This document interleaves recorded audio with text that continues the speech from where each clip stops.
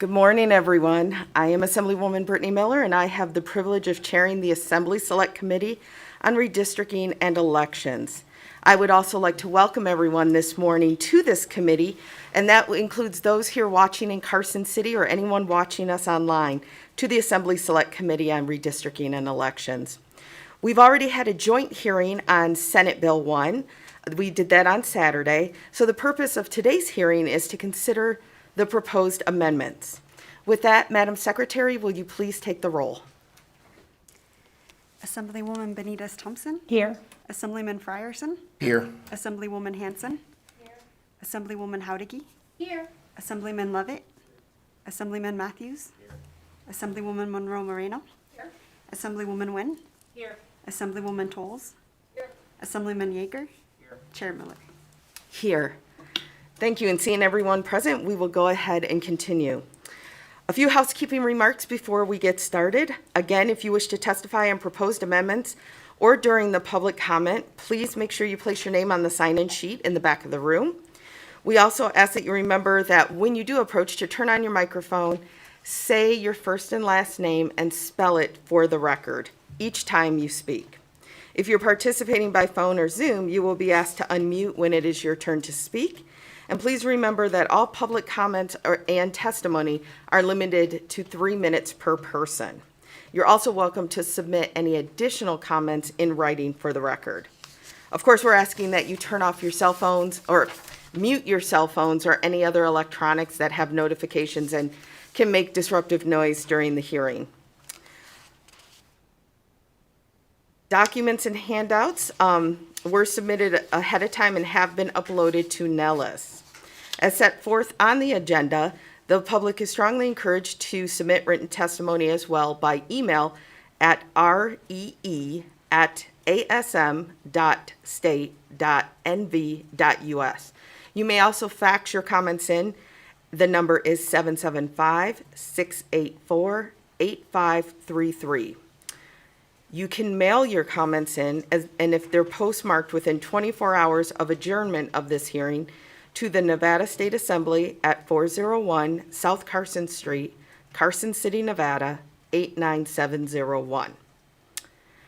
We will have public comment at the end of the meeting, and with that, to present by telephone, you will call in to 1-669-900-6833 and enter the meeting ID 813-8034-6077. Again, the meeting ID is 813-8034-6077, followed by the pound sign.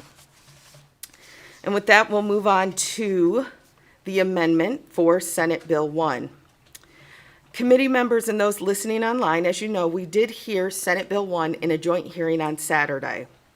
You will recall that we received considerable testimony on the measure, including valuable public input that has helped us shape the amendment for SB 1.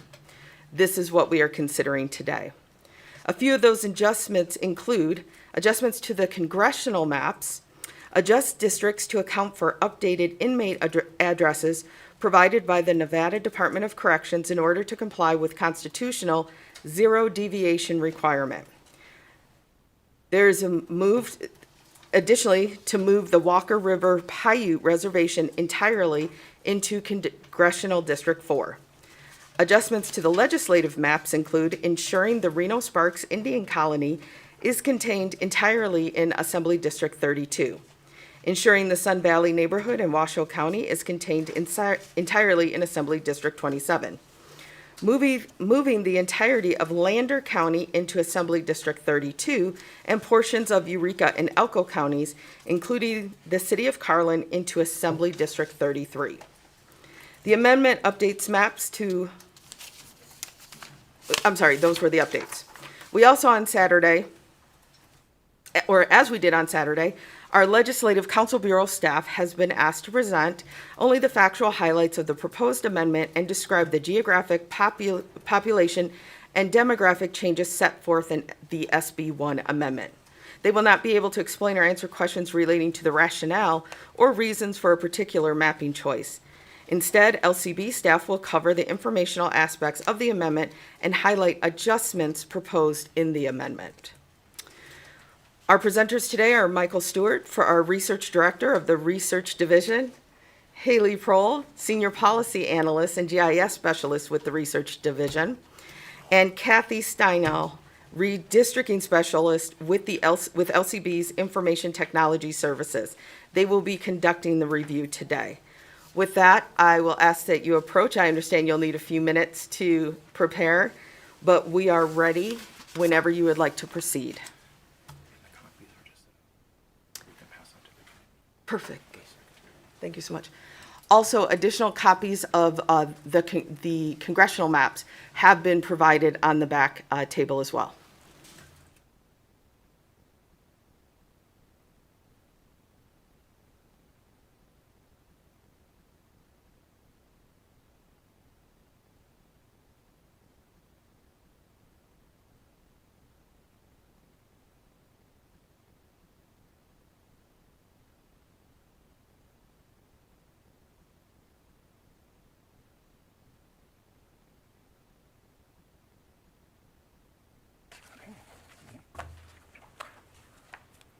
All right, thank you, Madam Chair and members of the committee.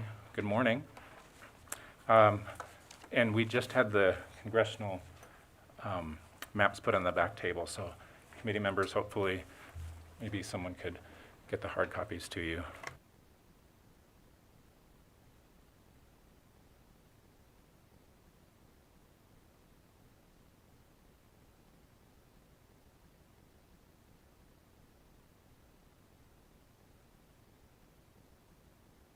All right, I'll get started while they're getting passed out, if that's okay. Okay. Good morning, Chair Miller and members of the Assembly Select Committee on Redistricting and Elections. As Chair Miller noted, I am Michael Stewart with the Research Division of the Legislative Council Bureau. And joining me today is Haley Prohl, our Senior Policy Analyst and GIS Specialist with the Research Division, and Kathy Steinle, GIS Specialist with LCB's Information Technology Services Unit. We've been asked today to provide factual information regarding the amendment you have before you this morning relating to SB 1 of the 33rd special session. And before we begin, I must remind you of our standard LCB disclosure that as central nonpartisan staff, we cannot advocate for the passage or defeat of any legislation, or in this case, any reapportionment or redistricting proposal or any amendment thereto. We are here today to present only the basic factual information and changes offered in the amendment. We will not be able to answer questions relating to the rationale of why district boundary may or may have been drawn one way and not the other, as those were decisions made by the authors of SB 1 and the proposed amendment you have. With each plan, Congressional, State Senate, and Assembly, Ms. Prohl, as she did on Saturday, will start with the explanation of the key changes proposed in the geographic components and features of the overall plan and some district-specific information. Ms. Steinle will follow with an overview of any amendments to the district population and relevant deviations from the ideal population, as well as other related statistical data. And finally, I will highlight certain information impacted by the proposed amendment regarding race and ethnic minority concentrations. And you should have before you the copies of the associated maps and tables for the amendment. And for members of the public and those following over the internet, all of this information has been uploaded to Nellis. And so with that, I will turn it over to Haley Prohl to begin with the geographic features. Thank you. Thank you. Haley Prohl, for the record, Senior Policy Analyst, GIS Specialist with LCB. The congressional plan will probably be the shortest summary that I'll give. The changes were pretty minor with the amendment, but the changes include moving the entirety of the Walker River Paiute Reservation into Congressional District 4, and Congressional District 2 also gained some area in Lyon County. In the South and Clark County, Districts 1 and 3 saw various minimal changes along their borders. And the counties that are divided among congressional districts in this plan include Clark County, Churchill, Lyon, and Lincoln counties. I'll pass it over to Ms. Stiley. For the record, my name is Kathy Steinley. I'm with the IT Services Unit, the Legislative Council Bureau. So for the Congressional Amendment Plan, the 4 congressional districts have nearly even population, 776,153 for Districts 1 and 3, 776,154 for Districts 2 and 4. To review, the ideal population is calculated by dividing the number of districts into the total state population. Thus, 3,104,614 divided by 4 equals 776,153.5.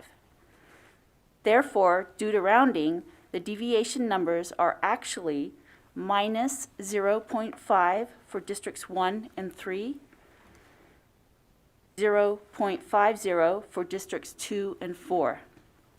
By adding the largest positive deviation to the largest negative deviation, the result is an overall range of deviation of 1, which is 0.0%. Compared to the congressional plan in SB 1, there is no change in the overall deviation. Thank you again. For the record, Michael Stewart. In review of the racial data report, what I'll do is just highlight the changes that were from SB 1 in its original form to what's being proposed in this amendment, just to run down some numbers. So for the white-only category, the change for District 1 was a negative 2,777. In District 2, it was a plus of 84 persons. In District 3, it was an increase of 726 persons. In District 4, it was an increase of 1,976 persons. For Black or African American, in District 1, it was a change of minus 13. The number remained the same. In District 2, it was a change of minus 544 in District 3, and an addition of 557 in District 4.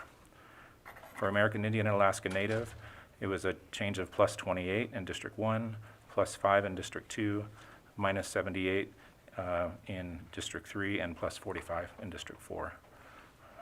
For Asian, it was a change of negative 775 in District 1, a negative 1 in District 2, plus 48 in District 3, and plus 728 in District 4. And then in Native Hawaiian Pacific Islander, District 1 saw a decrease of 81. There was no change in District 2. District 3 had a decrease of 41, and District 4 had an increase of 122. And then some other race alone, District 1, there was a change of minus 2,219, increase of 2 in District 2, and a decrease of 314 in District 3, and a decrease of 1,907 in District 4. 2 or more races, there was an increase of 821 in District 1, a decrease of 5 in District 2, a increase, I think, of 134 in District 3, and a decrease of 950 in District 4. And then finally, Hispanic, in District 1, there was an increase of 3,774. In District 2, it was a decrease of 6. District 3, a decrease of 389. In District 4, a decrease of 3379. Sorry for all the numbers, but those are kind of the raw data for you. And I'll turn it back over to Haley to run through Senate. Haley Prohl for the record.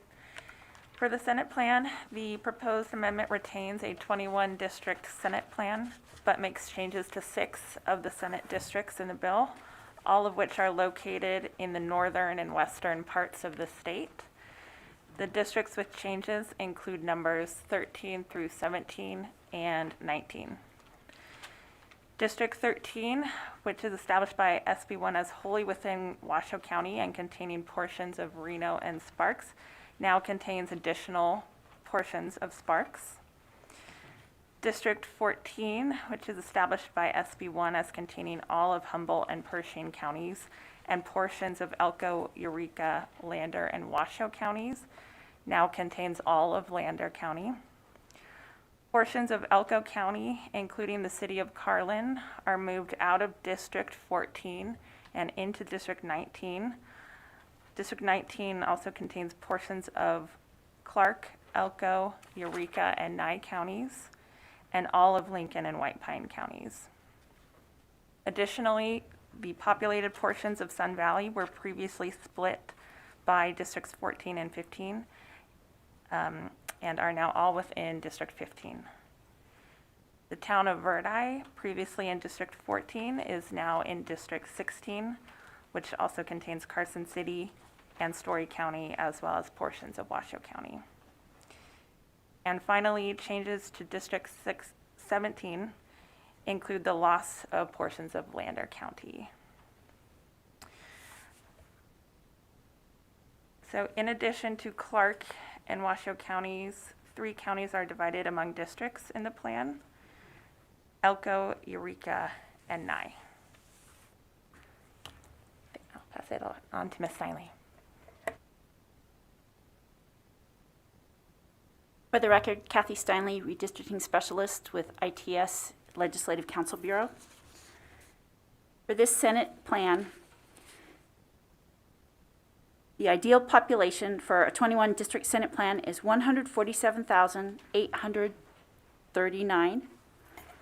In the amended Senate plan, the largest positive deviation is in District 19 and is 1,925, which is 1.30%.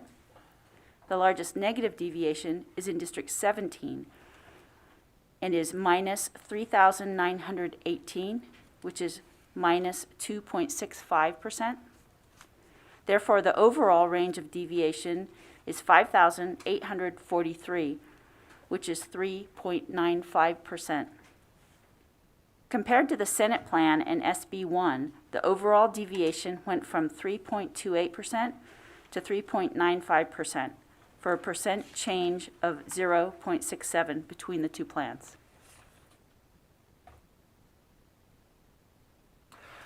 Again, Michael Stewart for the record, turning to the racial categories. And again, I'd like to point out in the Senate plan, the districts impacted, the numbers changed in this, for this category, or this table, were districts 13, 14, 15, 16, 17, and 19, and those were the results of boundary changes as part of this amendment. So just looking at the high and low changes, District 14 for the white alone category had a high change of 2,294, and the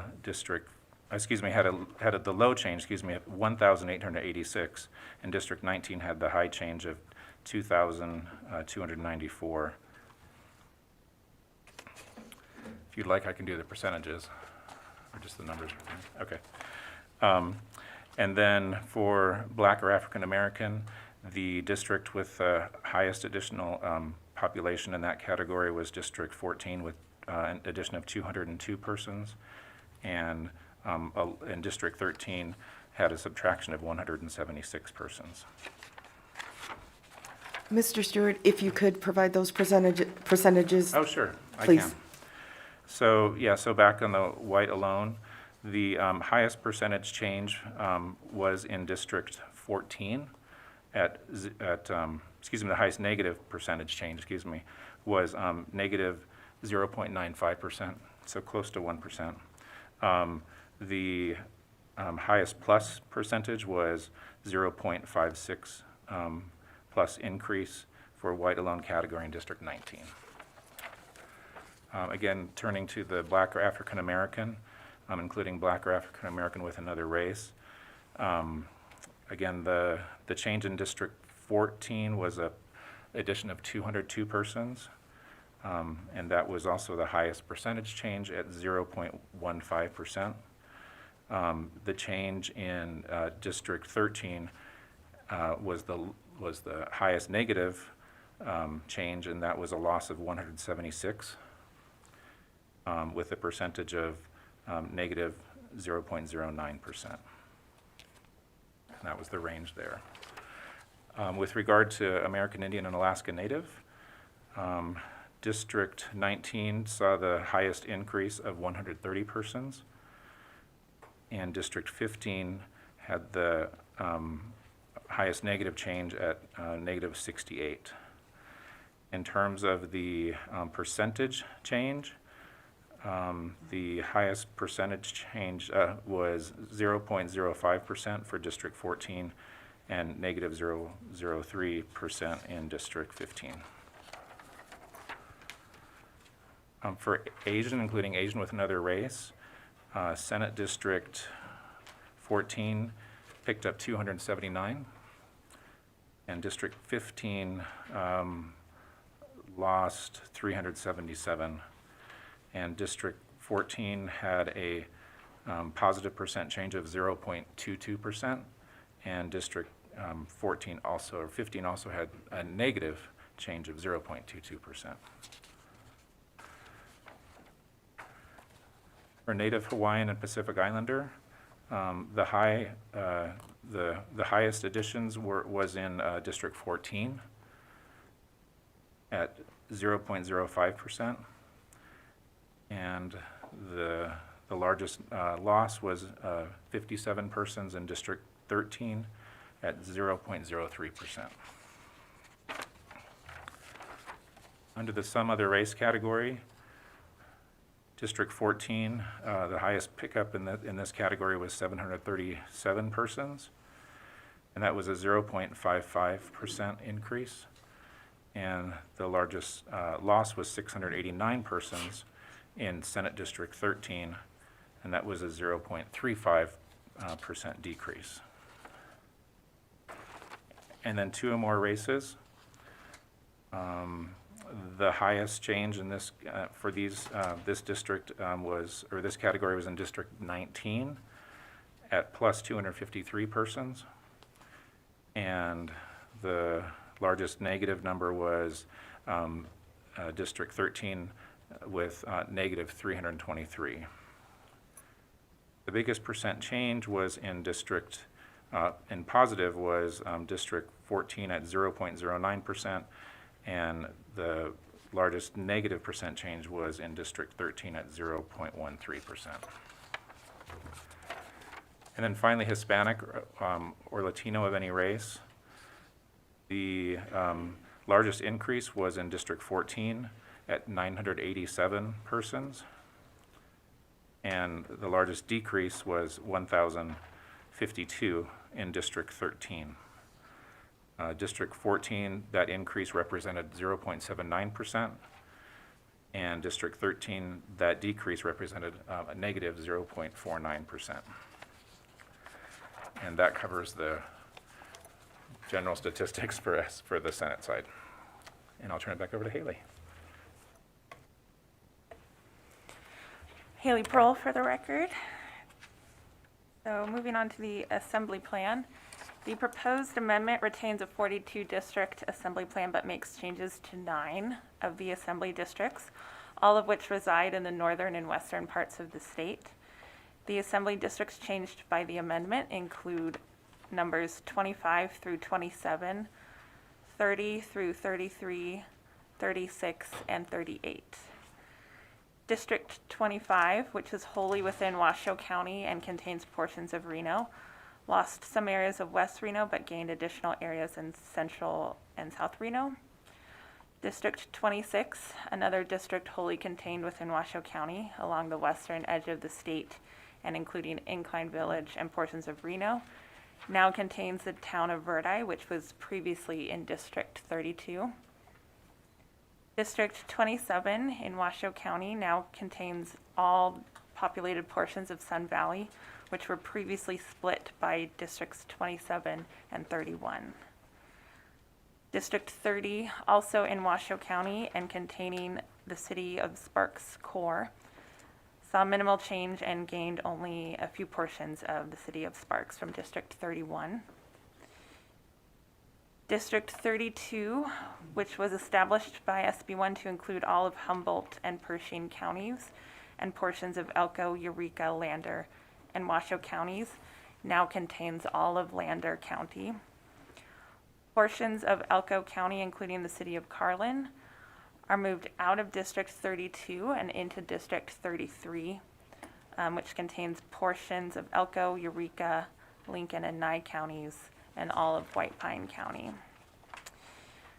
District 36, which contains portions of Clark County and portions of Pahrump and Nye County, saw minimal change to include roughly 3 additional square miles of the Pahrump area. And finally, changes to District 38 include the loss of portions of Lander County. There are 7 counties that are divided among assembly districts in the amendment, and those include Clark, Elko, Eureka, Lincoln, Lyon, Nye, and Washoe. And all assembly districts are nested within Senate districts in this amendment, as was the case in the original bill. And so 2 assembly districts are wholly contained within 1 Senate district. And those pairings are actually on the Senate table, the assembly districts that are within each Senate district. Yeah.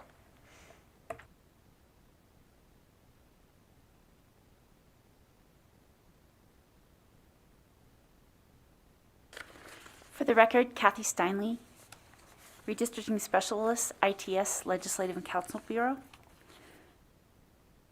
The ideal population for a 42-district assembly plan is 73,919.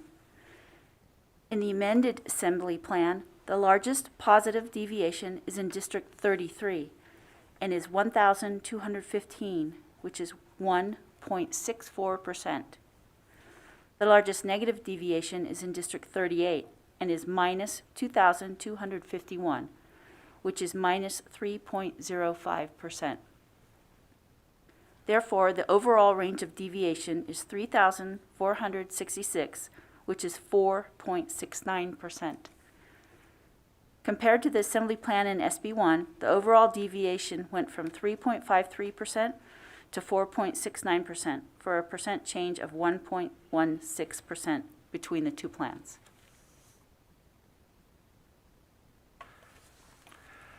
Michael Stewart again for the record with the Research Division of the Legislative Council Bureau.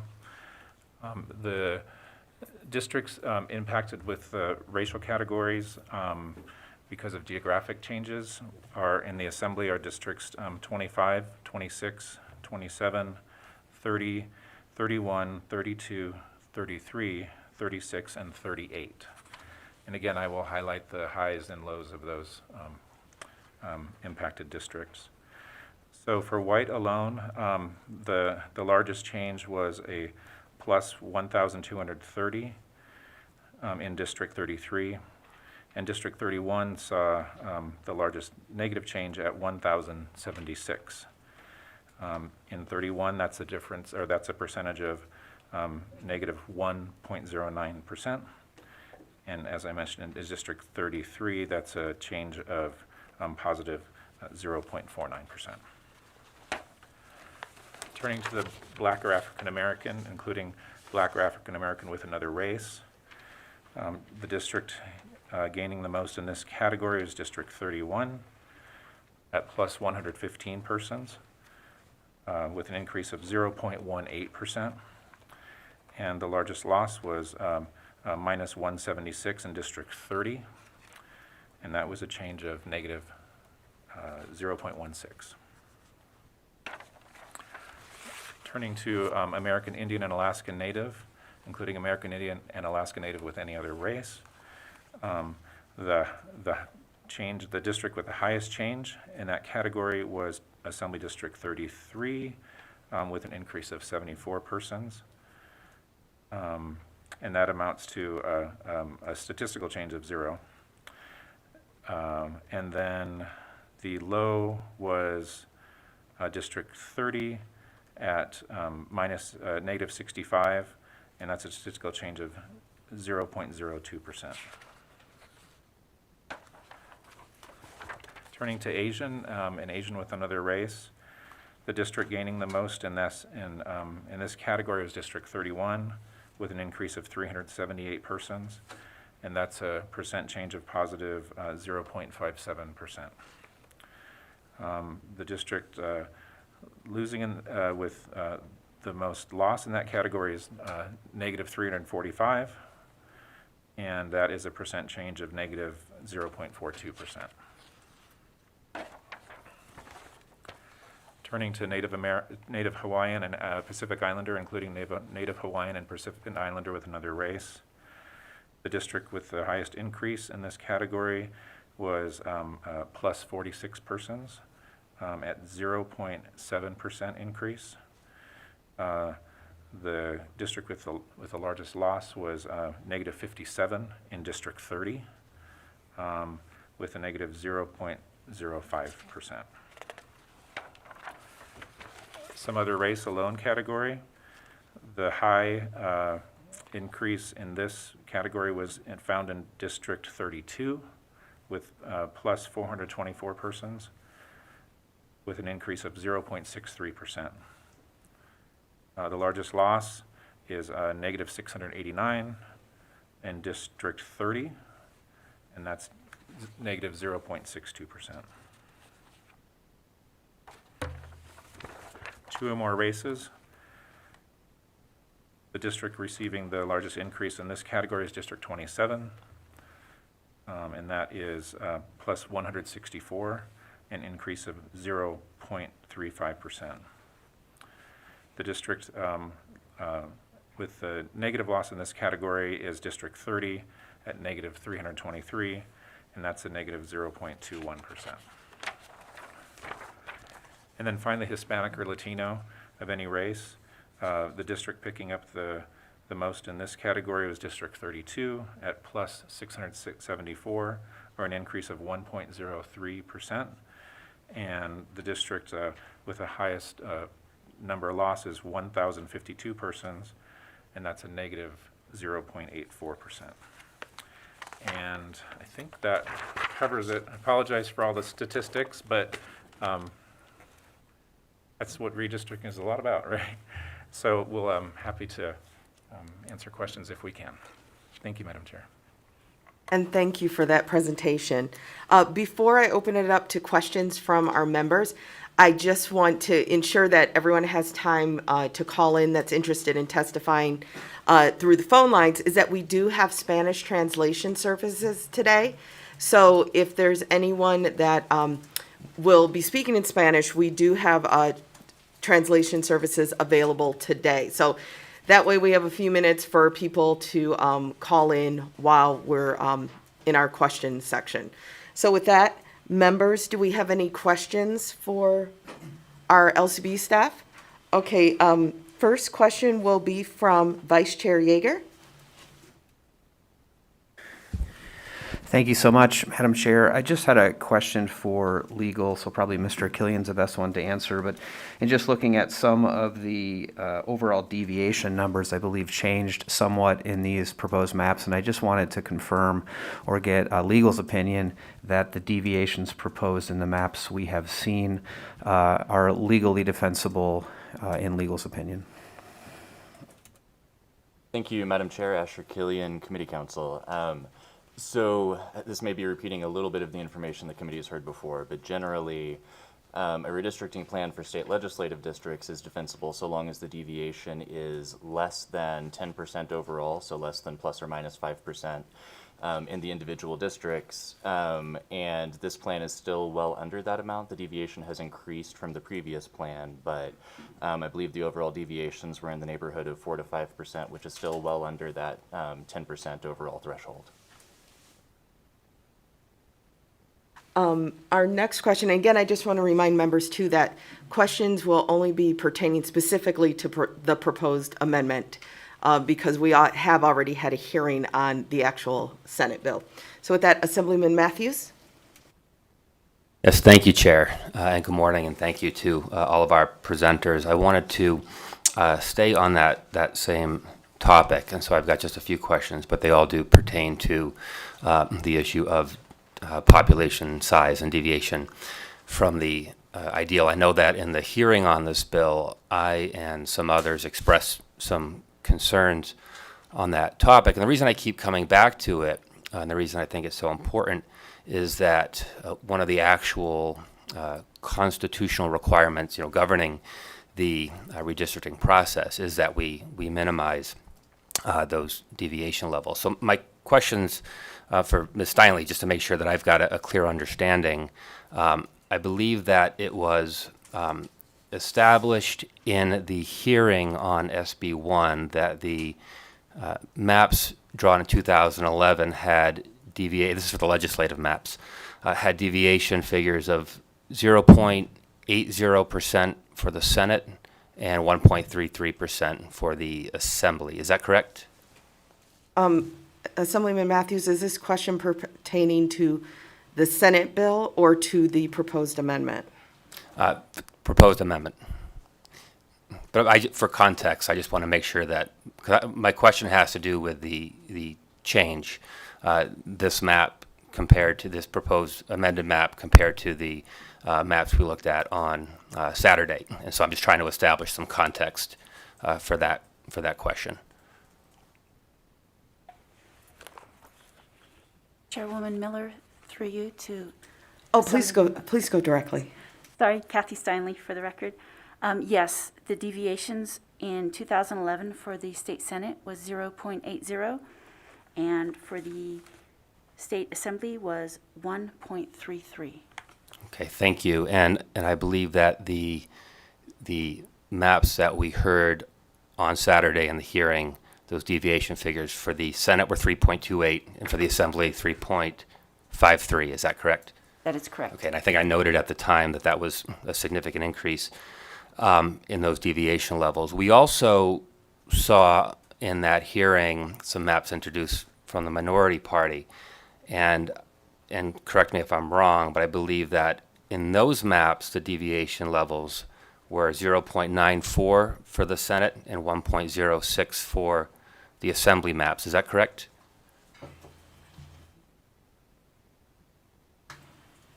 Assemblyman Matthews, is this pertaining specifically to the proposed amendment?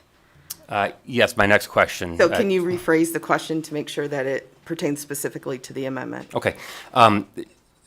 Regarding the proposed amended maps, I believe, and I wanted to make sure that I heard you accurately a few moments ago, the deviation levels for the Senate would be 3.95%, and for the Assembly would be 4.69%. Is that what you said?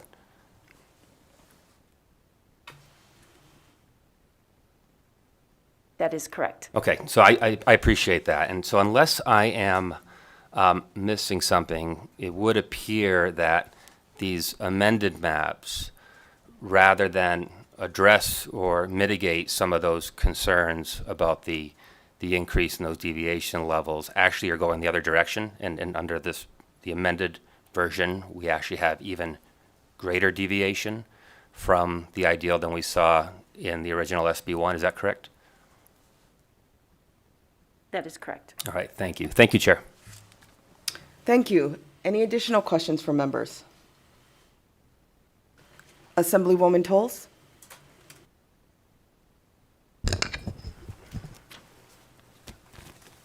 Yes, thank you, Chair, and good to see you all. I can't wait for all of us to get more sleep, but especially for all of you, because you have been working around the clock, I know. And so I'd like to revisit some of the questions that I asked on Saturday as they compared specifically to this new amendment in regards to the splits of communities, just so I can get a comparison. And then I have some other specific questions for an assembly district. So under these new amended plans, could you review for us how many counties, how many cities and towns, how many tribal communities, how many HOAs, and how many general improvement districts will be split? Thank you. For Congressional, Senate, and Assembly. Thank you, Assemblywoman Toles. Haley Prohl, Senior Policy Analyst, GIS Specialist with the Research Division of LCB. We had some time this morning to look into that, so I think I could get to some of your questions, but some I may need to follow up on. Starting with which counties are split in these plans. The congressional plan divides Clark, Churchill, Lincoln, and Lyon counties. The Senate plan divides Clark, Elko, Eureka, Nye, and Washoe counties. And the Assembly plan splits Clark, Elko, Eureka, Lincoln, Lyon, Nye, and Washoe counties. So that was 7 for the Assembly. Thank you. And if you can give the number, that's helpful, like you did just then. Yeah, So- 7 for the Assembly plan, 5 for the Senate plan, and 4 for the Congressional plan.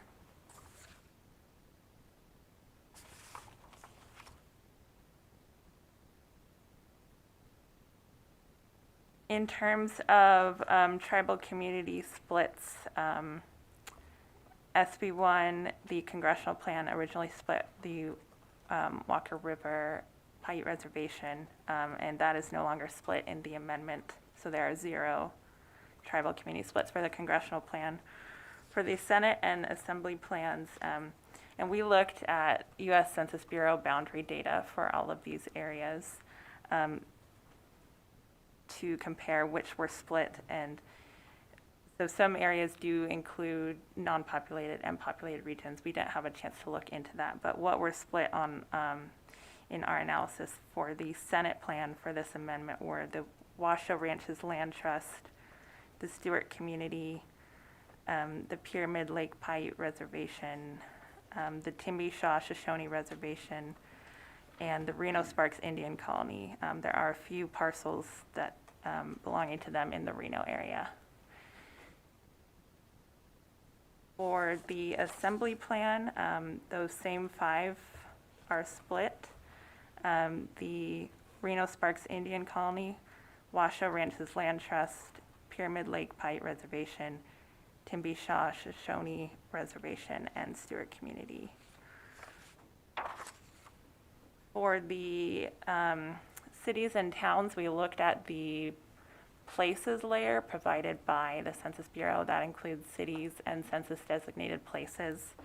There are a total of 7 cities and census designated places split by the Congressional plan, 16 split by the Senate plan, and 21 split by the Assembly plan.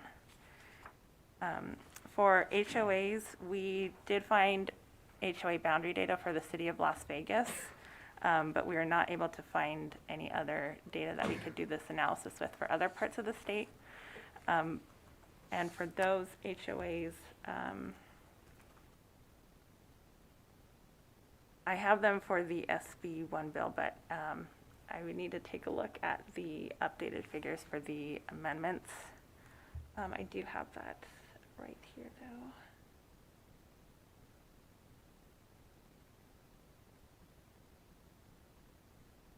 So the Senate plan in the amendment would split 13 registered HOAs in the city of Las Vegas.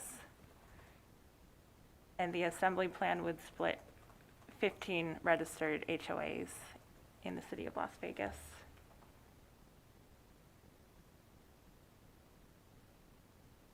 And the Congressional plan would split 2 HOAs. And I hope that answered all the questions you had, I believe. Thank you. Thank you, Madam Chair, for the questions. I think the only one that we didn't have is the GIDs, the General Improvement Districts.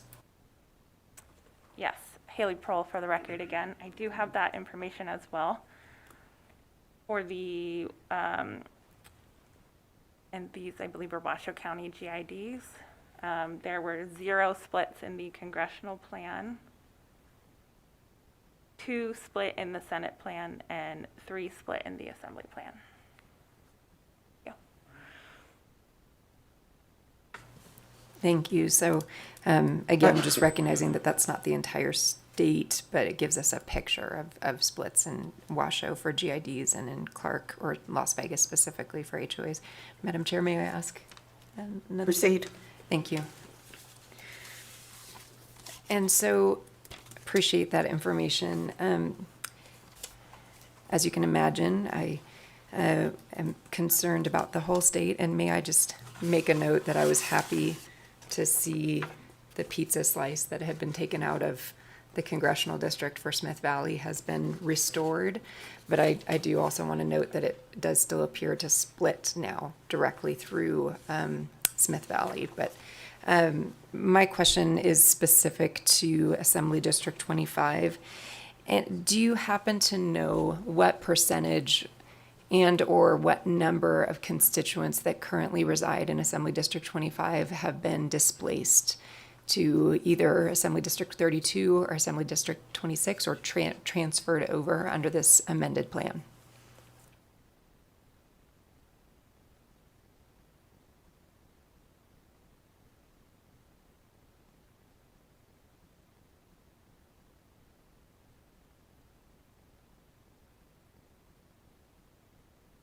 And just to refer back to your opening comments, you mentioned Cold Springs, Verdi, and a significant portion or split of Somerset communities are being taken and moved.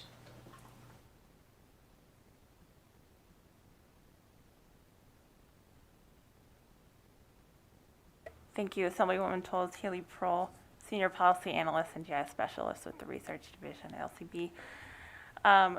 I will have to follow up on that data with those districts. We weren't able to completely get to that before this meeting, but that is something we can look into. Thank you. I appreciate that. I'll look forward to seeing how many of those constituents are moving to another district.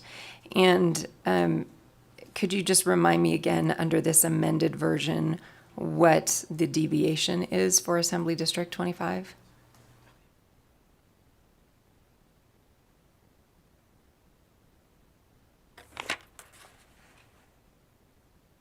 For the record, Kathy Steinle. Yes, for Assembly District 25 in the amendment, the deviation is minus 1,453, which is a percent of minus 1.97%. Thank you. Madam Chair, just two more follow-up questions, please. Assemblywoman Toles, actually, I'll come back to you. I'd like to give other members an opportunity to ask questions, so I will circle back to you, okay? With that, we have questions from Assemblywoman Benitez Thompson. Thank you, Madam Chairwoman. I appreciate that. And so in this, the amended version of the maps, this encapsulates the additional data that we were able to receive from the Nevada Department of Corrections regarding prisoners who lived in Nevada, who had addresses. And so that one, just want to confirm that that data is in here and reflected here. And secondly, didn't know if you could quantify those additional addresses that were, or persons that were added in.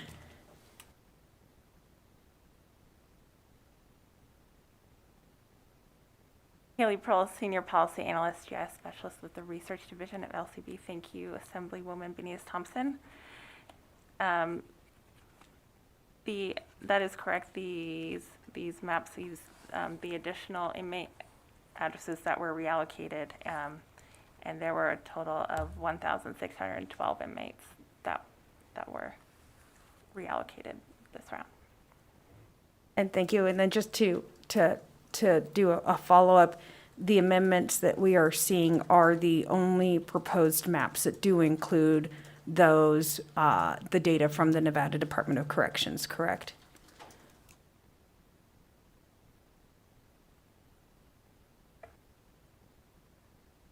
Haley Prohl, for the record, correct, the only maps with the added data. Thank you, Assemblywoman. Next, we have a question from Vice Chair Yeager. Thank you for your indulgence in the second question, Chair. And again, this is for legal, and this may sound somewhat similar to what was brought up. I don't remember when our joint hearing was at this point, a couple days ago. But I asked this question just because we've had some discussion about deviation and the deviation that exists in the current maps that were drawn in 2011 versus what is proposed today versus what was proposed a couple of days ago. And I thought it might be nice just to ask legal again for a description of, at least in their mind, why the 2011 maps had such a low deviation and why the maps that you see here with their higher deviation would still be legally defensible. So if you could just touch on that, perhaps for the benefit of those who maybe weren't able to tune into the joint hearing, either here in person or online. Thank you, Madam Chair, Asher Killian, Committee Counsel, and with your indulgence, I'll repeat a little bit of that information from the previous hearing. So in the 2011 redistricting process, the legislature did pass 2 redistricting bills, both of which were vetoed by the governor. The governor then declined to call the legislature into special session to be able to consider further redistricting legislation. So as a result, the task of redistricting fell to the courts, and the district court here in Carson City appointed 3 special masters to conduct the redistricting process and assigned a number of rules for the special masters to follow when doing that redistricting. Typically, when redistricting falls to the courts rather than the legislature, the courts follow traditional districting principles in an attempt to keep any sort of partisanship out of the process. Part of the direction given to the special masters by the court in 2011 was to minimize overall deviations, and that was made a priority by the court. I believe the standard that the court established is that in no event could any district have a deviation of more than 2%, and the target deviation was 0.5%. So the court prioritized that as a much more important factor than what is constitutionally required for the legislature, which is merely that the districts have an overall range of less than 10%, so plus or minus 5% in any particular district. So as a result, the lines that are in effect right now have very small deviations because that's what the court was targeting during its 2011 process with the special masters. In terms of what rules apply to the legislature, the Nevada Constitution requires that the legislature perform redistricting on the basis of census population. And then the federal constitution requires relatively equal population between the districts. As mentioned, that's plus or minus 5% or less than 10% overall, which is generally safe as long as some legitimate basis exists for the deviation for legislative districts. And then, of course, the requirements of the 14th and 15th Amendments and the Voting Rights Act for equitable treatment of racial and language minorities. So the amended plan before the committee right now has a deviation of between 4 and 5% for the Assembly and the Senate districts, which is still well under that 10% overall standard that applies to the legislature, even though it is greater than the standard that the court applied when drawing maps itself. But the legislature has much more freedom for a higher level of deviation than the court assigned to itself during that 2011 process. I hope that's sufficient background and it fully answers the question, but I'm happy to follow up if there's further information that's required. Okay. Thank you. And Vice Chair has concluded his questioning. Thank you, Mr. Killian. Next, we have Assemblyman Levitt. Thank you, Madam Chair. So in accordance with the new amended maps, how I'm looking at it, when we're talking about some of the demographic information, it looks like CD1 on the congressional map, CD1 was at 42% when you're talking about the Hispanic Latino population, and it dropped to 36%. Am I reading that right?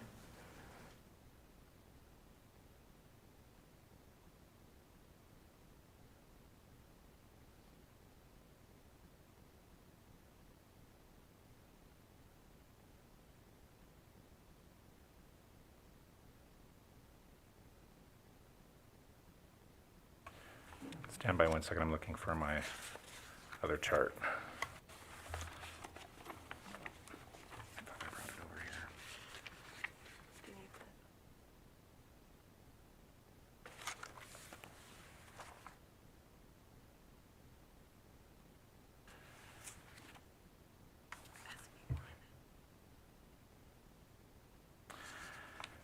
here. Thank you. Sorry, we were pulling up the data. For the record, Michael Stewart.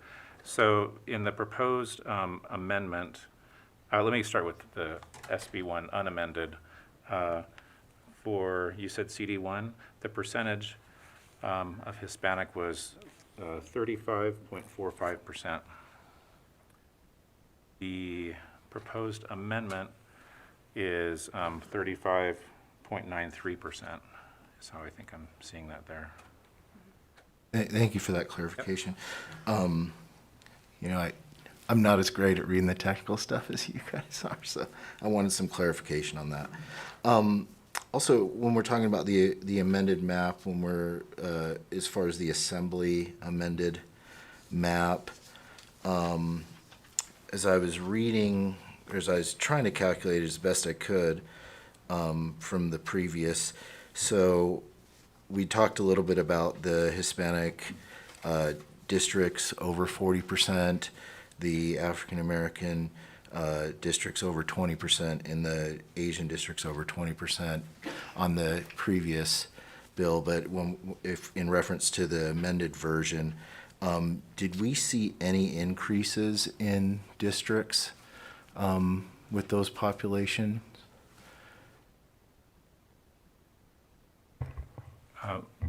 Michael Stewart for the record.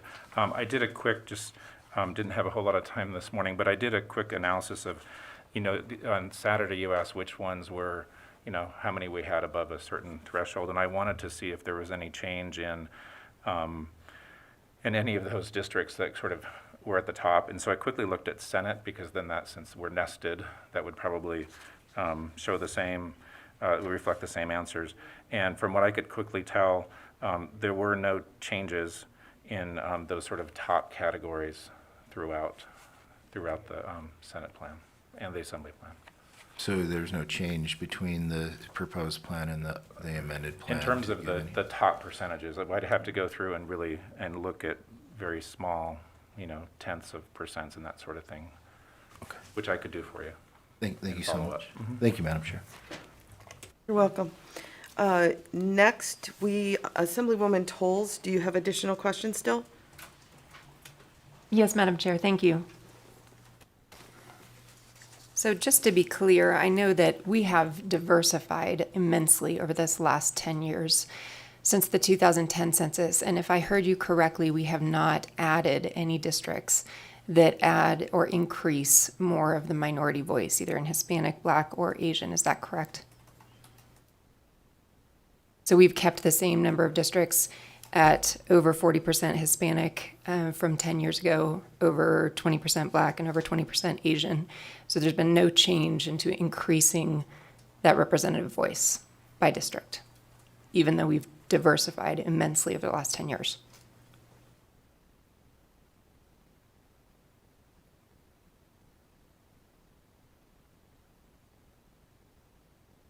I think we can look really fast for you. I think it's an important question.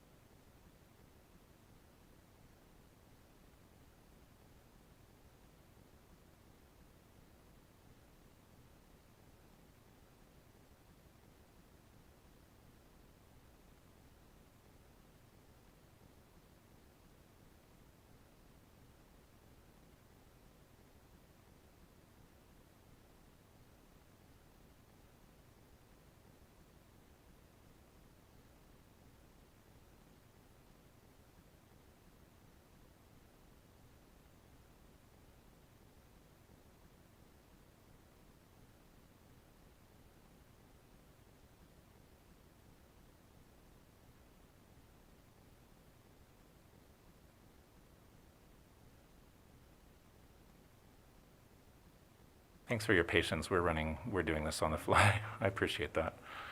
That's okay. It's important and worth being patient for.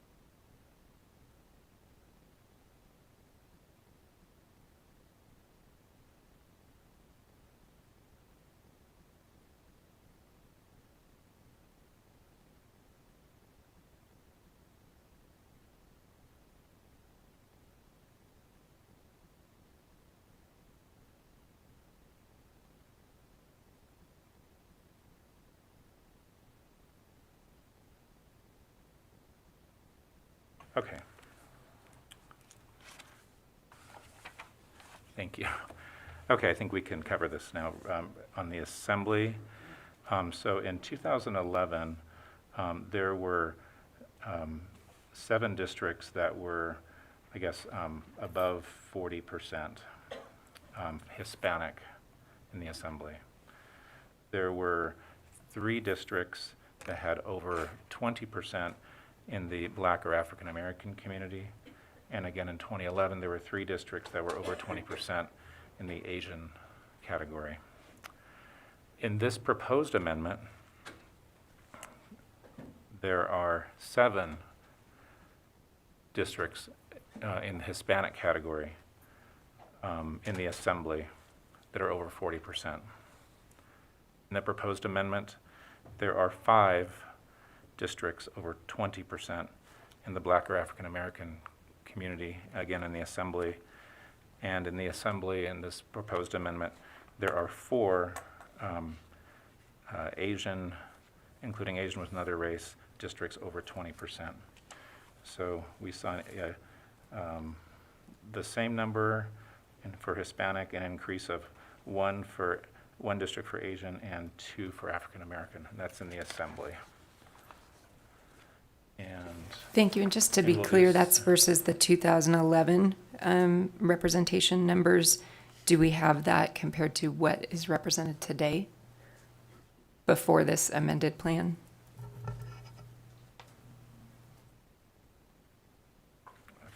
I have down, yep, we'd have to go back to what we said on Saturday. I apologize. that's okay. I But- have down that it was 8 today, 5 Black, 8 Hispanic over 40% currently in 2020, 5 Black, and 5 Asian, which means actually that we lost 1 district, according to this new amended proposal, down to 7 for Hispanic representation over 40%. We kept the same at 5 for the Black community, and we lost for the Asian community at 4 proposed districts. And I'm happy to be corrected if that's wrong.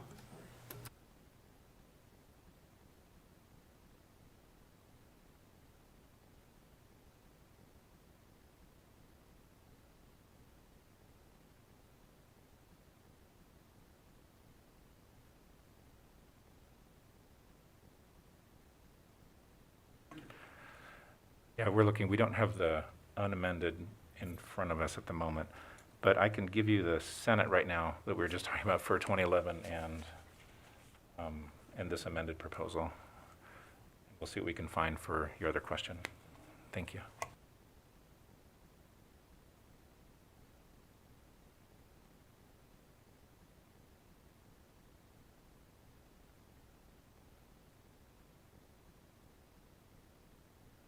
Okay. Again, Madam Chair, for the record, Michael Stewart. So in 2011, this is the state Senate plan. There were 5 Hispanic districts over 40%. In the proposed amendment, there are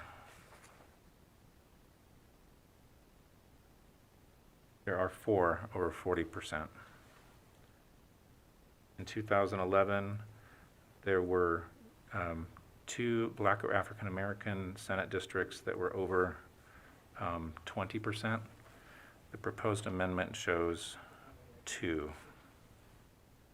In 2011, there was 1 Asian district over 20%. The proposed amendment is 2. Those numbers did not change, by the way, from the proposal that you heard on Saturday. So, and that again was for the Senate. So, and we're doing a quick calculation on the Assembly. Thank you.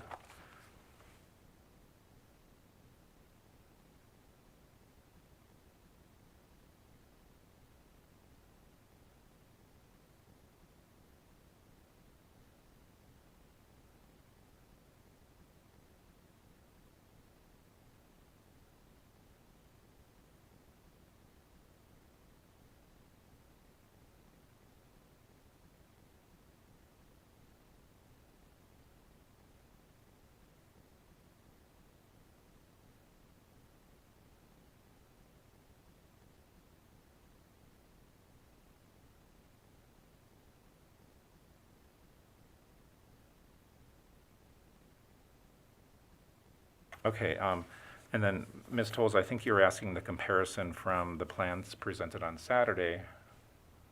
Maybe you can restate what else we need to provide for you. I apologize. Thank you. I'm just, in 2020, how many districts, according to the census, are represented at each of those levels? So over 40% Hispanic, over 20% Black, over 20% Asian. So in other words, how many districts meet those criteria today in representation currently? And then how much will this proposal? And I think we already established that this proposal gives us 7 assembly districts with over 40%, 5 Black over 20%, and 4 Asian over 20%. And I just would like to know if we are gaining, losing, or keeping the same as what we have today, sitting in the 63 among us.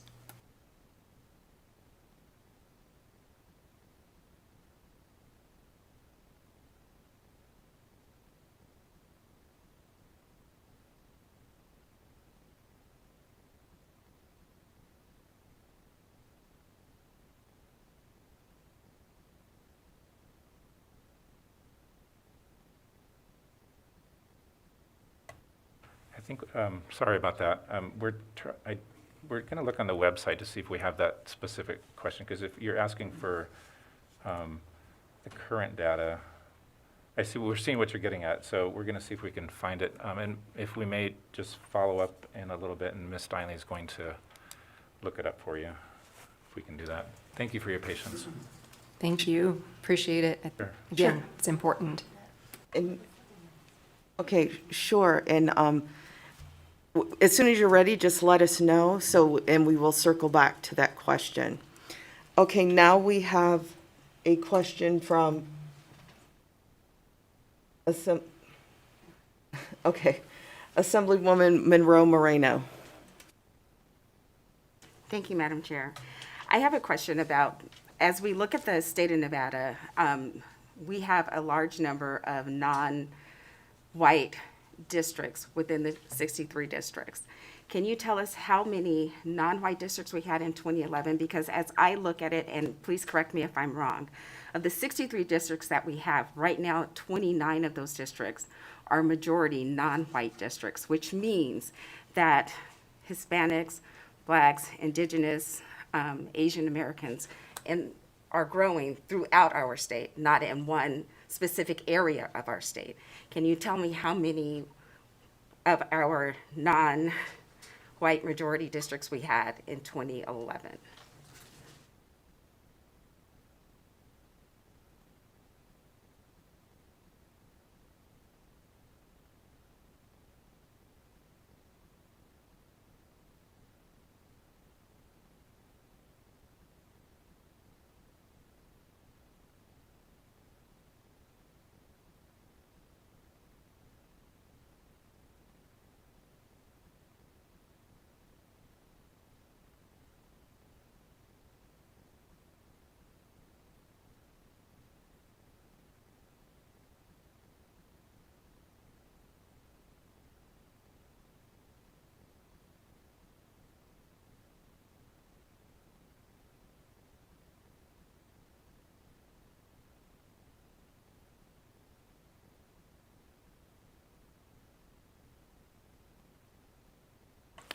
Again, for the record, I might need to, Madam Chair, I might need to clarify with Ms. Monroe Moreno.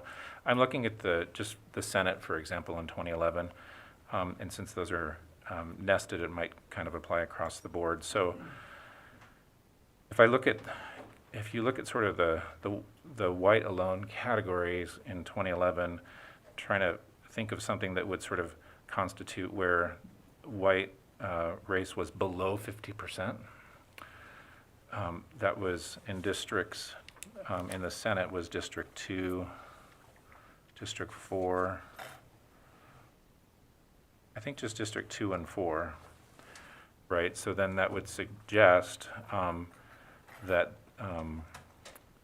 the remaining minority categories added up to something higher than 50%. And so, and then we can do a quick, okay, and then that same scenario in 2011, districts In the Assembly, District 6, 7, 12, 17, and 28 were below the 50% threshold in the white alone category. And so, so with that, let me take a look at our current numbers, and then I can tell you where those white alone categories then fell below the 50%. Stand by one sec.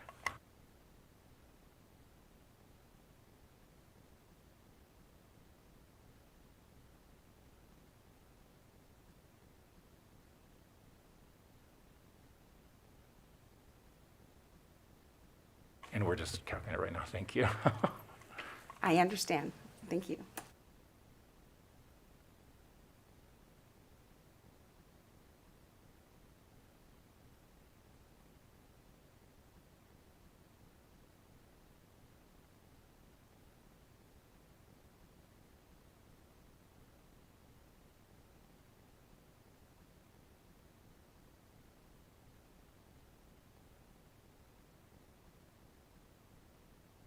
Okay. Madam Chair, thank you for your patience, and Assemblywoman Danielle Monroe Moreno.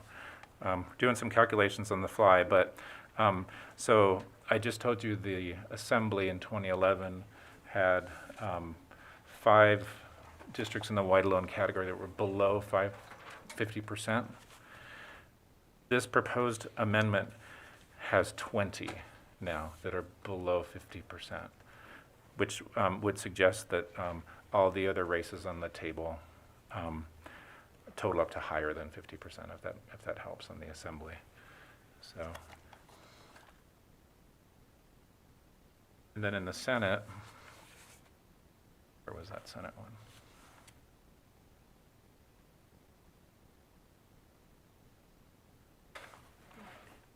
Oh, I marked it, okay. I think in the Senate, I mentioned that there were 2 districts in 2011 that were below a 50% white alone category. This proposed amendment now reflects 9 districts that were below the 50% white alone category. So there's certainly an increase over the decade in the ethnic minority populations. It looks generally across the board. So thank you for your patience as we pulled that. And I appreciate you doing that. So just to be clear, in 2011, there were 2 Senate districts that were a majority non-white, correct? And now we have 9. Ms. Monroe Moreno, based on our quick calculations, that's correct. Okay. And can you give me the difference between the Assembly districts in 2011 that were majority non-white and now again, can I get those numbers again? I apologize. And again, in 2011, the white alone below 50% was 5 districts in the Assembly. This proposal, the amendment you have before you today, is 20 below 50%. So that's an increase from 10 years ago to today. Thank you so much for doing that, and I appreciate you welcome. doing it on the fly. Oh, sure. It pretty much shows the great diversity that the state of Nevada has, and it's growing throughout the state, not in one specific area within our state. Thank you so much. Thank you. And Madam Chair, if I may, Kathy's wonderful. She did some quick number crunching for Assemblywoman Tolles. I think we can finish her answer on that one, if that's okay. Yes, please. Assemblywoman Tolles, you'd asked what the current districts, based on 2020 census data, where that fell, as we stand sort of today. And I think you mentioned 8, 5, and 5, and that is correct. So 8 Hispanic districts, current districts with 2020 census data, would be over 40%. 5 Asian districts would be over 20%, and 5 Black or African American districts would be over 20%. Again, based on 2020 data. Thank you. Thank you. And if I Thank you for that, Mr. Stewart. may clarify on that. Yes, Assemblywoman Tolles, please clarify, and then we will move on. Thank you. So obviously, there's a lot of interest in this because we are concerned with the federal constitutional requirements of meeting Section 2 of the Voting Rights Act, and that's why we're digging in so deep. So we just heard about, from the last set of questions from the Assistant Majority Leader, a different way to define that. So these were broken out by specific categories by race, and then we just heard a clarification of where we've grown from 2011 to 2000 to this proposed plan. In the same way that we clarified that there was growth organically that happened already in 2020, I wonder if you could give us the 2020 breakdown to the questions the Assistant Majority Leader asked regarding how many districts fell below the 50% average, and I believe she quoted 29. So I just want to clarify if that's correct. Because if we currently have 29, and this SB1 dips us down to, or gives us 20 assembly districts below 50% and 9 Senate districts below 50%, then once again, we actually have seen no change in SB1 to what's currently represented, no increase.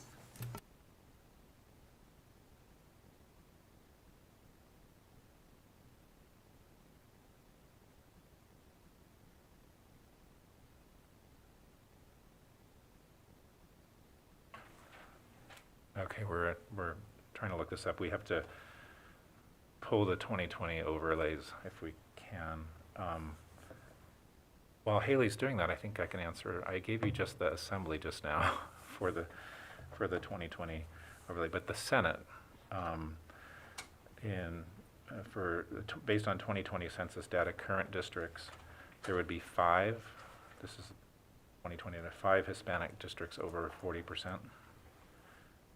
And in the Senate, based on current 2020 census data, there would be 2 Asian districts over 20%, and 2 Black or African American districts over 20%. And that was again for the Senate.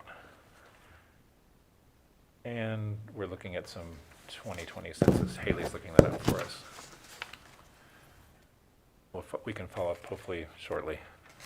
Thank you. And Mr. Stewart, can I ask, just for clarification to your response, those were the difference between the numbers from 2011 to 2021? Or are those, because it sounded like the question may have stated the difference between 2020 and 2021?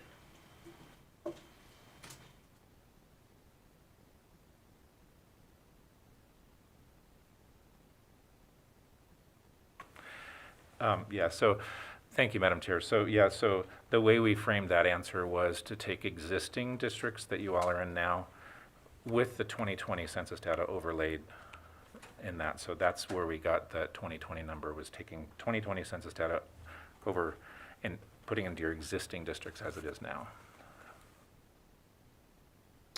Okay, and did you say that we're still waiting for a response to the other question?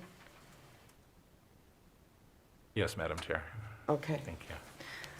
With that, then we can move on to one final question from Assemblyman Matthews. Yes, thank you, Madam Chair. I actually had a follow-up question for Mr. Killian, if I may. You were asked by the Vice Chair, I believe it was, and I'm going to be paraphrasing here, but you were asked to sort of offer an explanation for regarding the deviation from the ideal and what might account for the significant increase for the current maps before us as compared to 2011. And I was taking notes on what you said, and so again I'm going to be paraphrasing, but I believe what you offered as an explanation included that the 2011 process was characterized by a stricter adherence to traditional redistricting principles rather than by partisanship, and that was a key distinction between 2011 and what happened then and what's happening now. And I just wanted to make sure that my understanding was correct of what you said. Thank you. Thank you, Madam Chair, Asher Killian, Committee Counsel. So just to clarify, in the 2011 process, the maps ultimately were not drawn by the legislature. After the legislature passed 2 bills to draw maps, they were vetoed by the governor. And the governor declined to call the legislature back into special session, so the legislature was constitutionally unable to perform its responsibility to redistrict. As a result, it fell to the courts. The courts follow a different standard. The Nevada Constitution gives the legislature relatively unlimited discretion in how it chooses to draw maps, imposing only the requirement that they be based on census population, in addition to the federal requirements for relatively equal population and equitable treatment of racial and language minorities. However, nationwide, whenever the task falls to the courts, because it is an important factor for the courts to avoid any appearance of partisan bias in any form, they traditionally adhere much more closely to traditional districting principles rather than exercising the full suite of discretion that's made available to the legislature. So in 2011, when it fell to the courts to draw the maps, they adhered not only to the traditional districting principles, but to a very strict interpretation of those principles in order to avoid any appearance of partisan bias on the part of the courts. Okay, thank you. Thank you, Chair. Okay, thank you. Not seeing any final okay, hold on one moment, Assemblywoman. Mr. Stewart, are you saying you're ready with your response? Okay, so we will take that response and then we'll take a final question from Assemblywoman Hanson. Okay, so please proceed with your response. Thank you, Madam Chair. Haley Prohl, Senior Policy Analyst, GIS Specialist with the Research Division of LCB. I have an answer for Assemblywoman Toll's question about the number of Senate and Assembly districts that are below 50% white alone with 2020 population data, but looking at the 2011 districts. So the current districts as they stand today, with 2020 census data, there are 9 Senate districts below 50% white alone and 20 Assembly districts below 50% white alone. Thank you. Thank you so much. Assemblywoman Hanson, your question?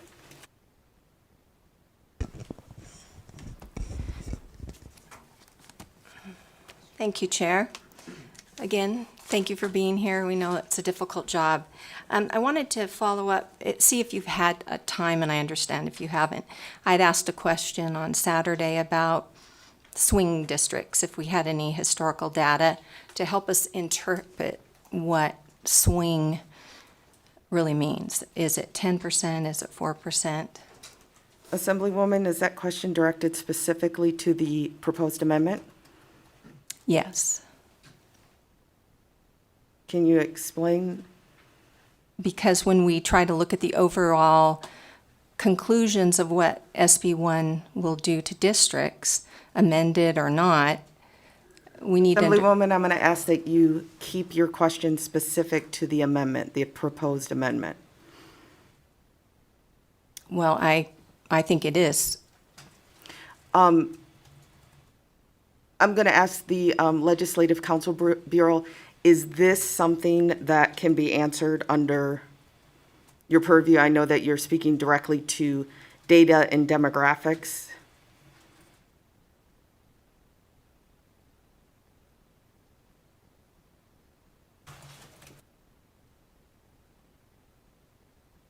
Michael Stewart for the record. So we've struggled with what is defined as what constitutes swing or not swing and that sort of thing.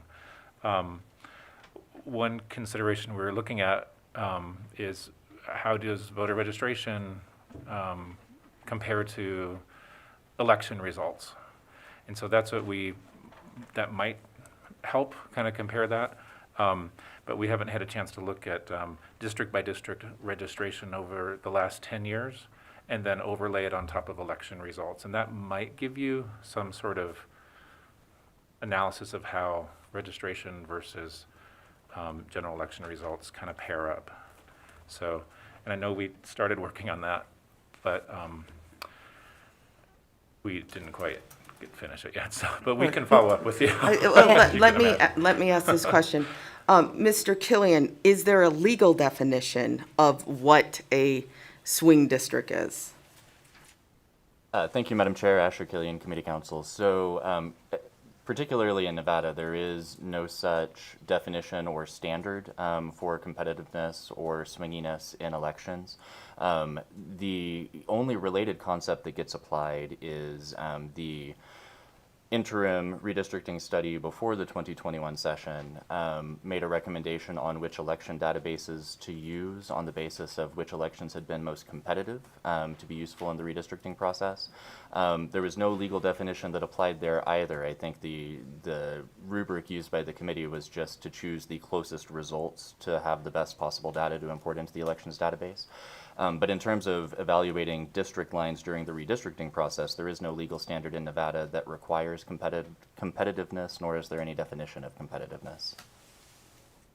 Thank you. And Chair, thank you for letting me ask that question. And I just want to extend my thanks to LCB. I know that we literally were called into session on Friday. We all just saw the maps for the first time. We're asking questions of you and rhetorical questions to authors of maps that we don't know who they are, so we can't get those questions answered. But appreciate that you've not had ample time to cover everything that we ask, but do appreciate the tremendous lift that you've had to do. So thank you for your clarity. Thank you, Assemblywoman. And with that, we will go ahead and move on to, and yes, you've, take a breath, you've all done a tremendous job. We will go ahead and move into testimony for Senate Bill 1. So again, I want to remind everyone that we will continue to move between those who wish to, we'll start with support testimony. Those who wish to testify in support of the proposed amendment for Senate Bill 1 here in Carson City, and then we will move to the telephone lines. We will then move to specifically anyone testifying on the phones in Spanish who would need translation services. So it's my understanding that broadcasting, as you prepare for us, that our translators are available on the lines. And again, please just notify everyone on the lines that's wishing to testify in Spanish that that opportunity is available. So opening it up here in the room, if there's anyone here in the room that would like to testify in support of the amendment for Senate Bill 1, please approach.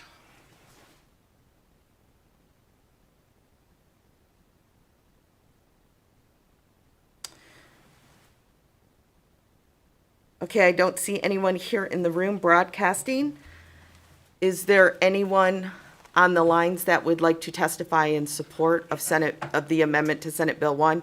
Again, just want to remind everyone to state your first and last name clearly for the record, and please spell it for us, and that everyone will have an opportunity to speak for 3 minutes. Thank you so much, Chair Miller. To testify in support of the proposed amendment, on SB 1, please press *9 now on your phone or raise hand in your Zoom window to take your place in the queue.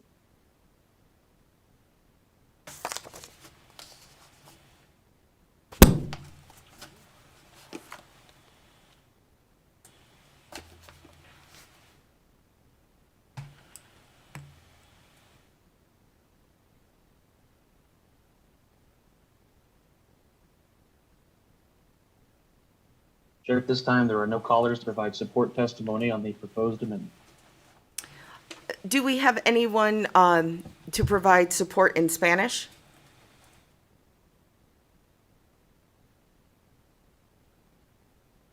Thank you, Chair.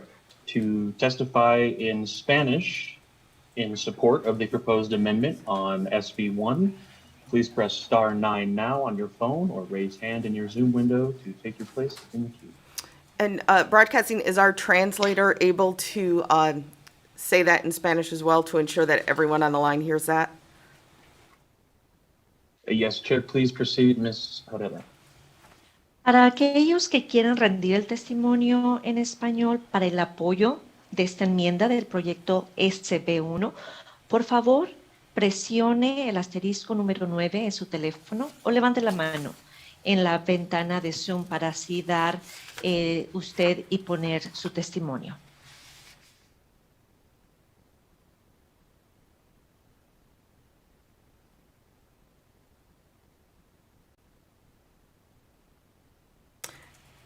I'll also repeat the phone numbers for everyone. Again, if you're wishing to call in to provide testimony, it's 1-669-900-6833, and the meeting ID is 813-8034-6077, followed by the pound sign. Broadcasting, is there anyone? Para aquellos.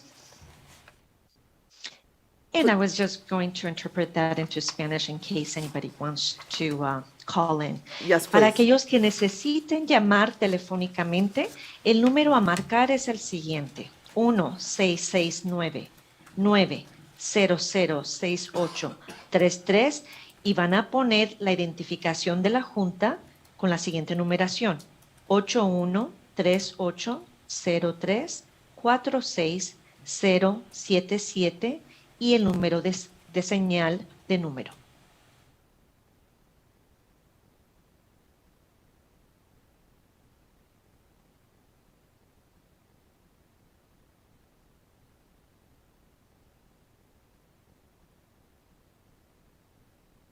And Chair, at this time, there are still no callers to provide support testimony. Okay, thank you. With that, we will go ahead and move into opposition testimony.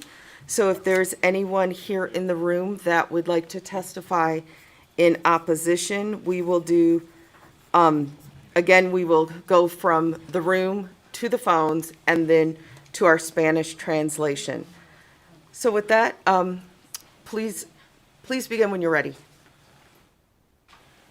Here in Carson City. Excuse me. Good morning, Chairwoman Miller and committee members. For the record, my name is Emily Prasad Zamora, PERSAUD-ZAMORA, and I'm the Executive Director of Silver State Voices, and today we still stand in opposition of SB1.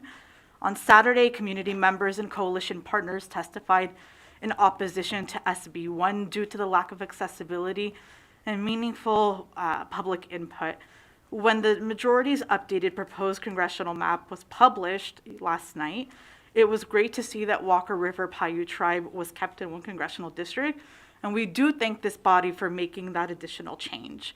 However, we still feel, including the map that was released right before this session started, we still feel that the maps that are proposed do not reflect the priorities and needs of your constituents.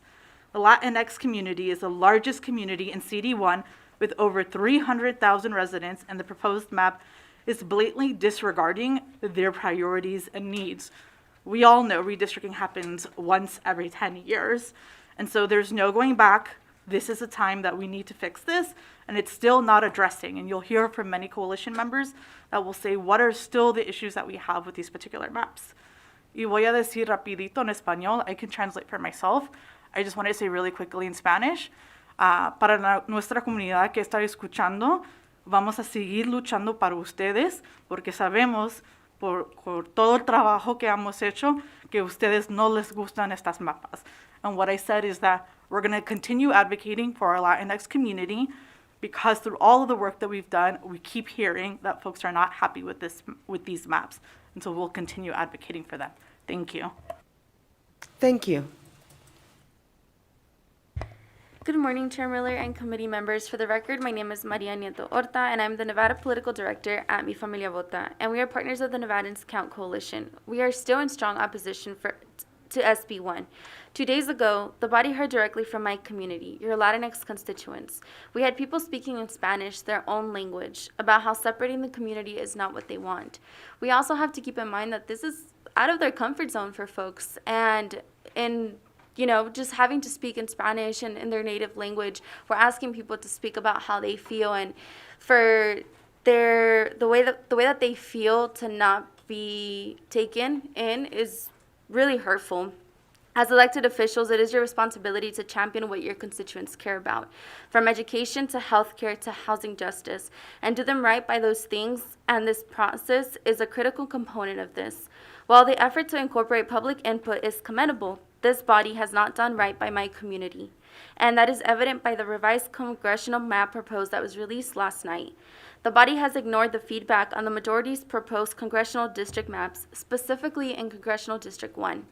If you want to correct this failure, you will vote no for SB 1 and go back to the drawing board, and I encourage you to look at the revised map proposed by the Nevadans Count Coalition.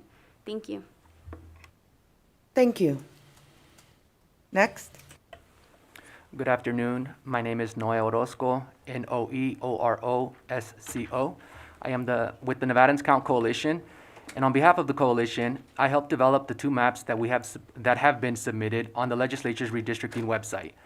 Our updated plan, Revised Nevadans Count, which is number 787, incorporates the most recent release data per AB 450, which reallocates incarcerated people to their home communities.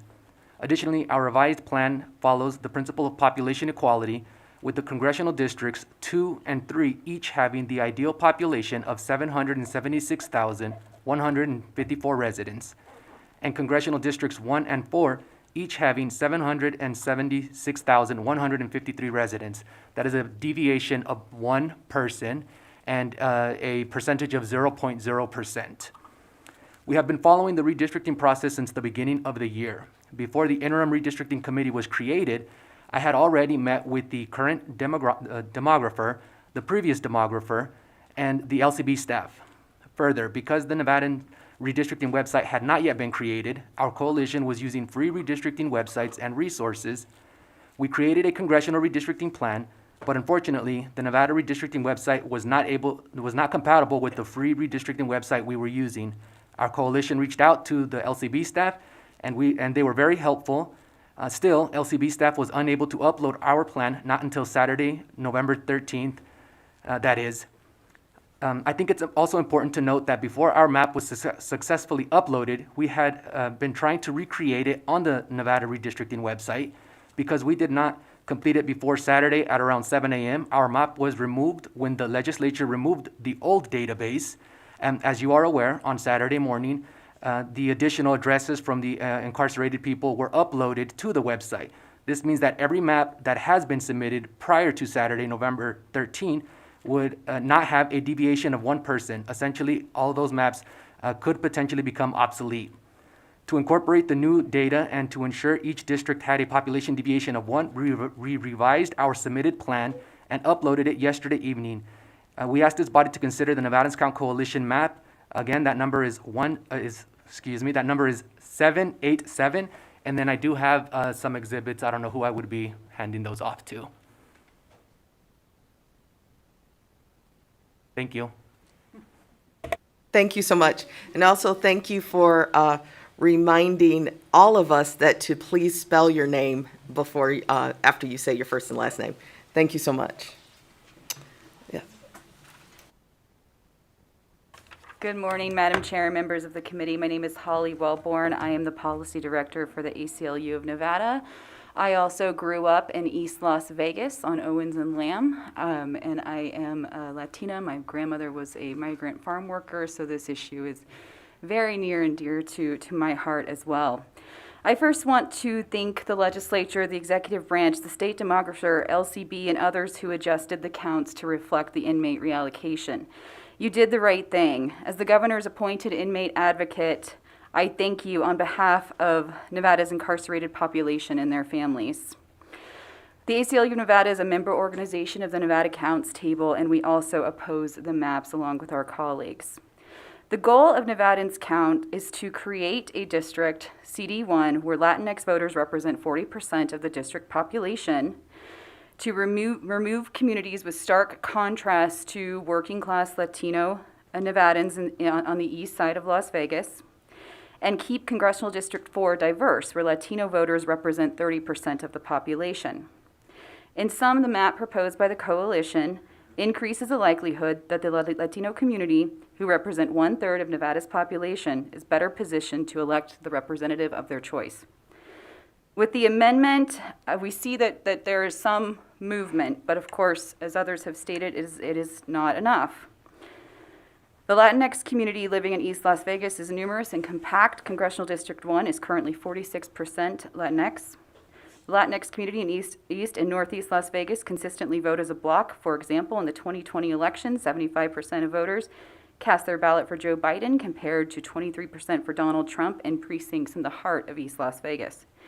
In contrast, the predominantly white affluent communities the majority intends to add to CD1 voted the opposite. For example, precincts in Boulder City voted 66% of the time for Donald Trump and 34% of the time for Joe Biden.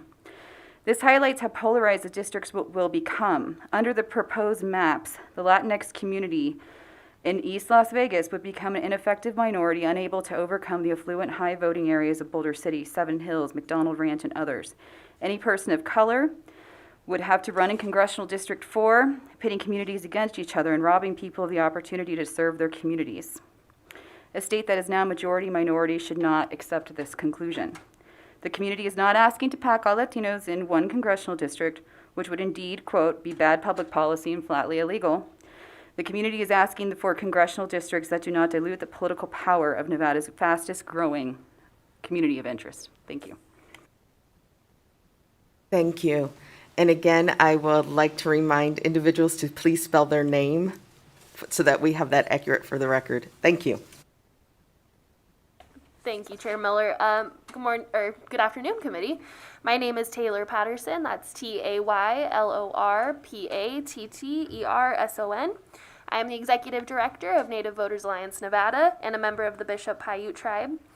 I applaud the committee for taking the feedback about tribal communities. We know this is a difficult process for our legislators, and we appreciate you trying to address our concerns.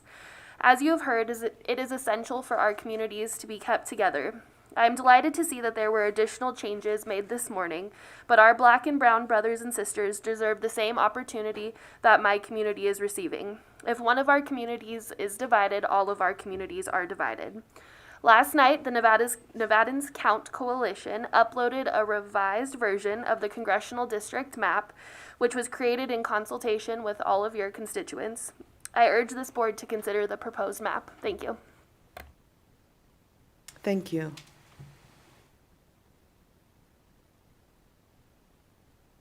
Good afternoon. Thank you, Chair and the committee members. My name is Eric Jeng, Jeng. I'm the Director of Outreach for Asian Community Development Council for ACDC, serving the ever-growing Asian American, Native Hawaiian, Pacific Islander communities statewide. Today I came before this committee deeply conflicted. I wish we were here and able to testify in support. Since this map, we can see the effort being made for SB1 recognizing the rapid growth and emerging coalition of Asian American and Pacific Islander community, with the potential to have 20% or more residents in 1 congressional district, 3 Senate districts, and 7 assembly districts. We're seeing the efforts being made that our communities are being heard, and especially with the amendments to incorporate more community input. However, we recognize the highly technical and difficult assignment in redrawing the map for the 3rd most diverse state, with the 4th highest AAPI population in the country, and 5th fastest growing state in the nation. This doesn't have to be a zero-sum game that's shaping up to be, that will force communities of interest to fight over each other for more representation and for this fair and equitable map. So today, we come here today to testify in opposition as part of a larger coalition of community partners.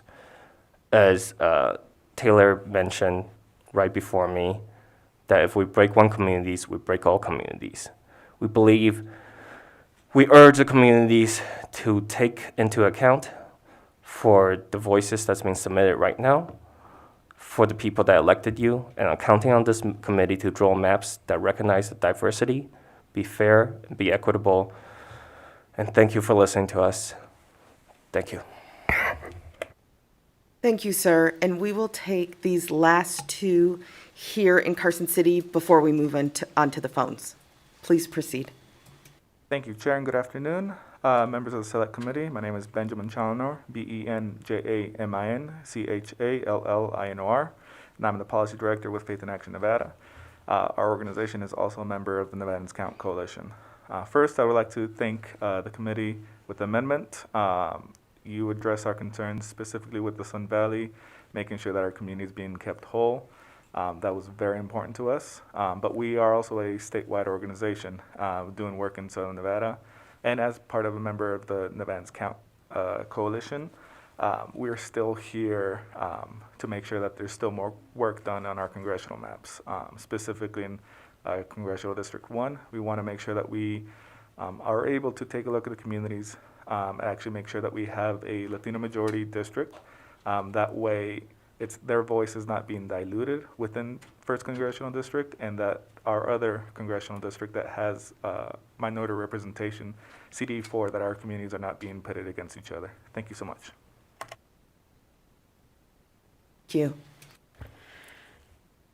Hello, everyone. For the record, my name is Maria Teresa Lieberman Barraga, MARIA TERESA LIEBERMANN PARRAGA.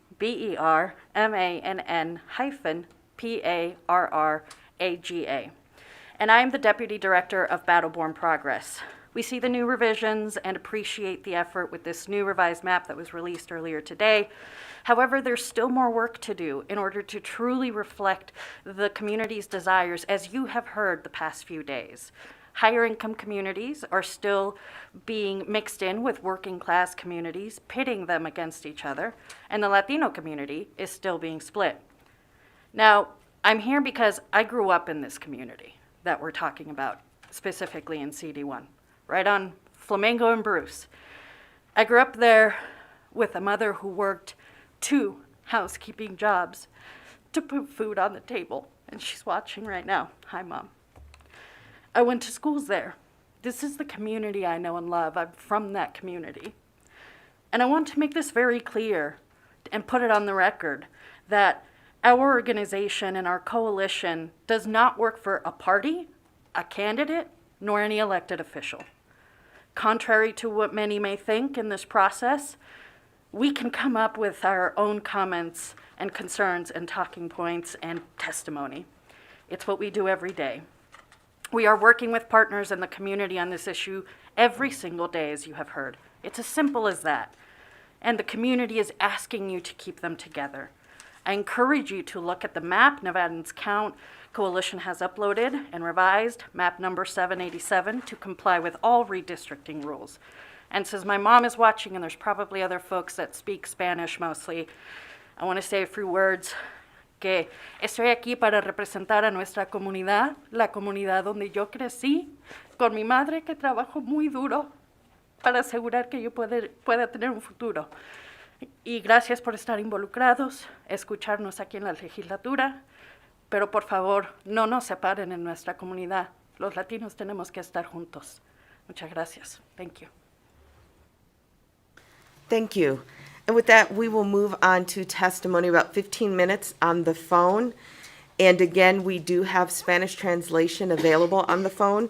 So please, if you could let everyone know in Spanish, that it's interested in calling in, that we will be translating. So broadcasting with that, please, let's go to the first person on the phone. Thank you, Chair Miller. To testify in opposition on the proposed amendment to SB 1, please press *9 now on your phone or raise hand in your Zoom window to take your place in the queue. Y ahora les estamos pidiendo a los que quieran rendir el testimonio en español en oposición a la enmienda del proyecto de la ley SB1, por favor, presione el asterisco y el número 9 en su teléfono o levante la mano ahí en la pantalla de Zoom para que esté usted siguiente a rendir.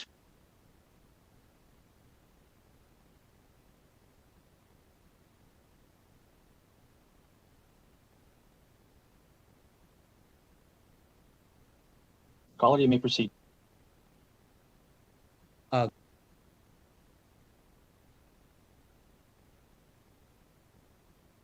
Select committee, are you all able to hear me? Sir, we can hear you. Are you Okay, calling sorry, in? Go ahead. I was calling in. I'm sorry about this. I was having a technical difficulty with my headphone. I'll just reset. Good afternoon, Chair Miller and members of the Assembly Select Committee on Redistricting and Elections. My name is Nick Arellano. That's Nick-Arellano.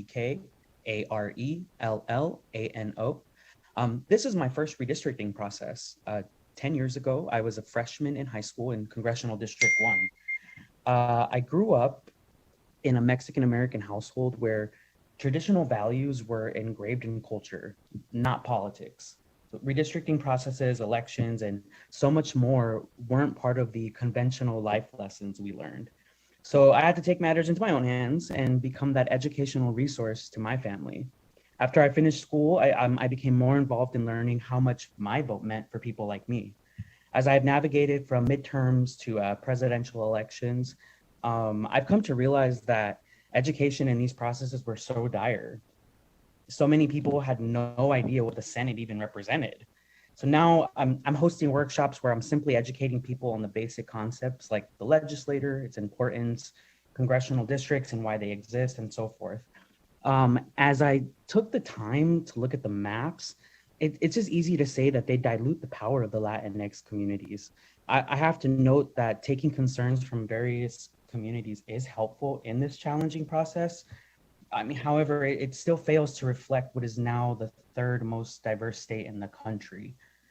There just isn't any sense in pitting us against Henderson and any rural communities outside of Boulder City, frankly. Our priorities and needs are being undermined, and our representatives must take another look at Congressional District 1 and look further into the dilution of power it can unravel in the next 10 years.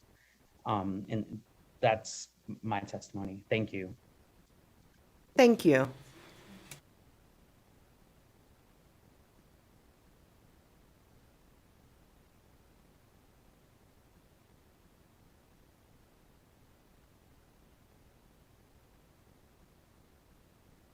Caller with the last three digits, 017. You're unmuted and may begin.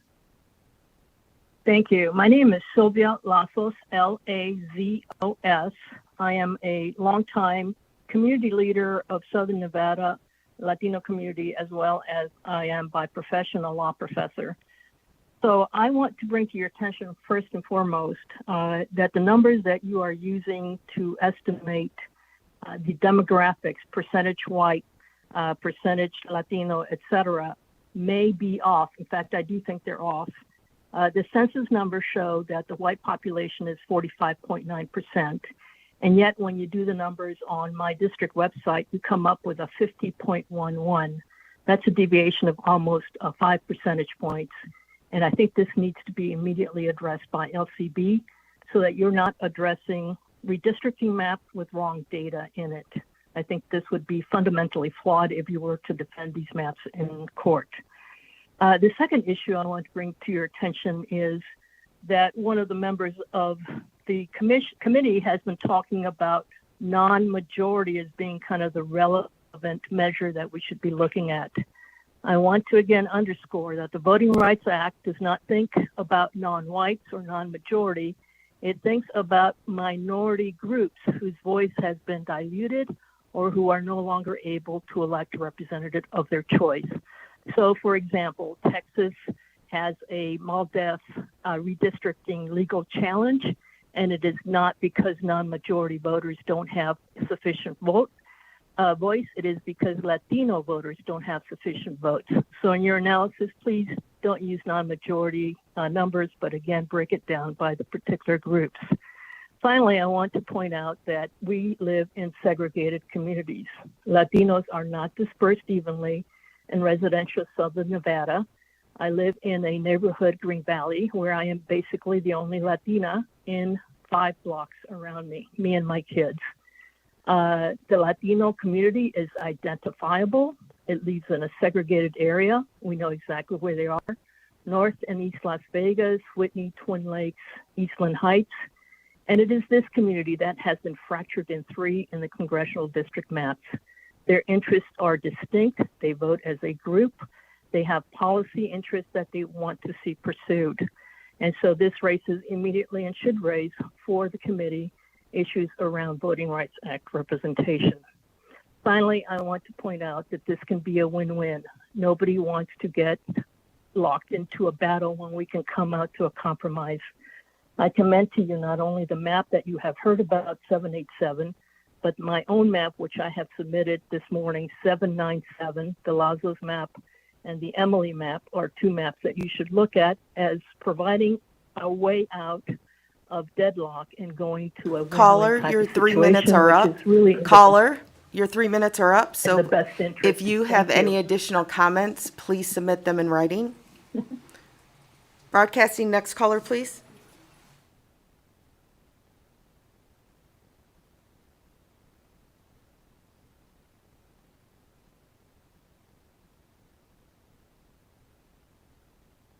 Thank you, Chair. Caller with the last three digits, 626, please proceed. Hi, good afternoon, everybody. Thank you, Madam Chair and members of this committee. For the record, my name is Natalie Hernandez. That's NATALIEHERNANDEZ. I am the Director of Organizing with Make the Road Nevada. We're also a member of the Nevadans Count Coalition. Make the Road Nevada represents working class, immigrant, Latinx peoples all over our great state of Nevada. And I'm here to testify in opposition of the proposed maps in SB1. As a lot of my counterparts have told you, I myself I'm also a Latina that grew up and still currently live in the east side of Las Vegas. And I was highly disappointed in yesterday's revised maps, not including the feedback from our Latinx community. I am, however, delighted to see that this body is open to making more changes that ensures that the maps are representative of the residents. Our community here in Clark County embodies the definition of communities of interest. We share bilingual and bicultural characteristics. Our children attend the same schools. We are employed in the same work sectors, and we celebrate one another's cultures. Our community should not be separated. We see the legislature is trying, and we thank you, but we are not where we need to be. Affluent communities are still being put against working class communities, and Latino communities are still being split. We ask that the legislature consider the Nevadans Count Coalition's map number 787, and make efforts to keep our communities together.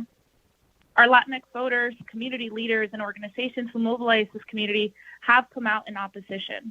As, again, others have mentioned here before, we're not here for parties. We're here for our gente, for our people. And I hope you all are too. Thank you so much. Thank you, caller.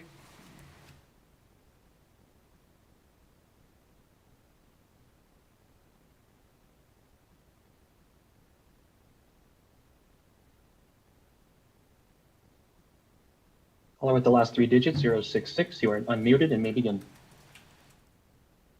Good afternoon. For the record, my name is Guillermo Barahona, spelled GUILLERMO and I am the Civic Engagement Director for Chispa, Nevada, and we are partners of the Nevadans Count Coalition, and we are in strong opposition to SB1. From the school board to the interim redistricting committee, county commissioners, and city council meetings, community members have been urging our elected officials to put communities of interest first. That means having meaningful public input. To put it into perspective, it means providing community members with an ample amount of time to look at the proposed maps, allowing them to provide their feedback, and actually incorporating their feedback. While we are ecstatic to see that this body incorporated the feedback of the indigenous community to keep the Walker River Paiute tribe in one congressional district, and that you all are making the necessary strides to make the necessary changes needed, these maps are still not where they should be, as the Latino community is still being split and affluent communities are still being put against the working class communities. Redistricting happens once every 10 years. The decisions this body will make will drastically affect our communities, and it's important to incorporate their feedback. Last night, Nevadans Count published a revised version of the congressional map that reflects the feedback received from your constituents. I urge the committee to consider this map and make the necessary changes to incorporate their feedback.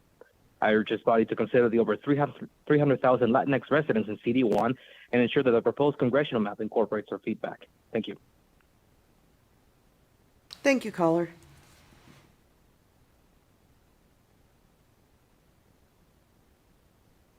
And if you've recently joined the call, we are currently on opposition testimony for the proposed amendment on Senate Bill 1. If you'd like to provide that testimony, please press *9 now on your phone or raise hand in your Zoom window to take your place in the queue.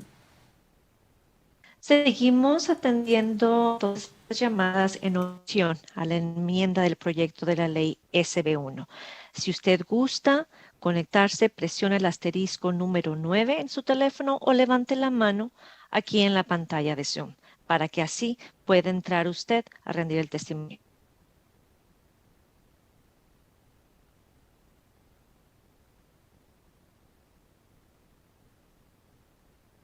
Broadcasting. Caller with the last three digits, 588. You may proceed. Yes, good afternoon. Thank you. Members of the Assembly, I'm Jim Hindle, Vice Chair of the Nevada Republican Party. On behalf of the Republicans in the great state of Nevada, I would like to communicate our strong opposition to Senate Bill 1. Nevada is a diverse state on every measure and a swing state given our demographic mix and political character. Based on that, we want to emphasize the questions and issues regarding these amended maps specifically highlighted by Assemblyman Matthews and Assemblywoman Tolles. The proposed amended maps do not achieve the majority stated goal of significantly increasing representation for minority communities. Instead, it divides communities and splits counties. As stated by Assemblyman Matthews, the minority caucuses have proposed maps that achieve smaller deviations between target and actual populations across the proposed districts. We are very disappointed that the minority caucus's proposals have not been seriously considered and incorporated into these amended maps. The only conclusion we can draw from the amended proposal is that it is put forward to achieve partisan advantage. For these reasons, we encourage you to oppose Senate Bill 1. Thank you. Thank you, caller.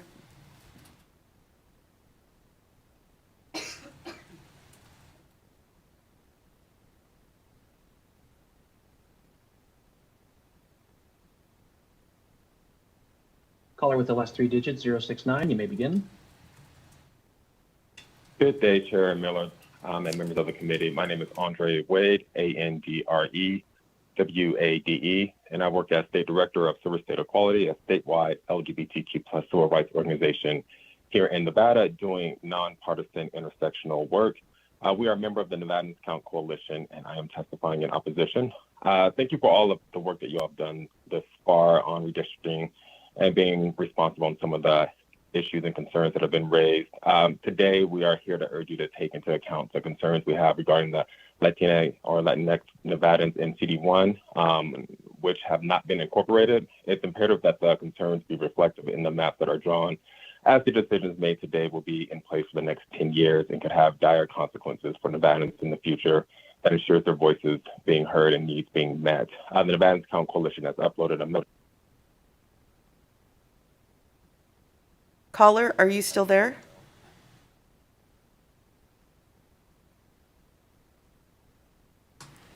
fair and equitable maps. Thank you. Thank you.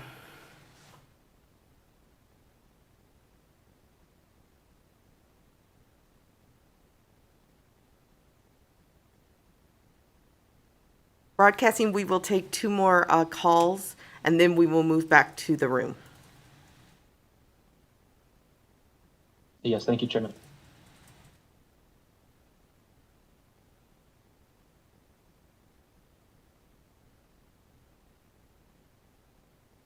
Caller with the last three digits, 035. You may proceed. Thank you so much. Good morning, committee. My name is Quentin Savoy. That's Quentin, S like Sam, A like Apple, V like Victor, WOIR.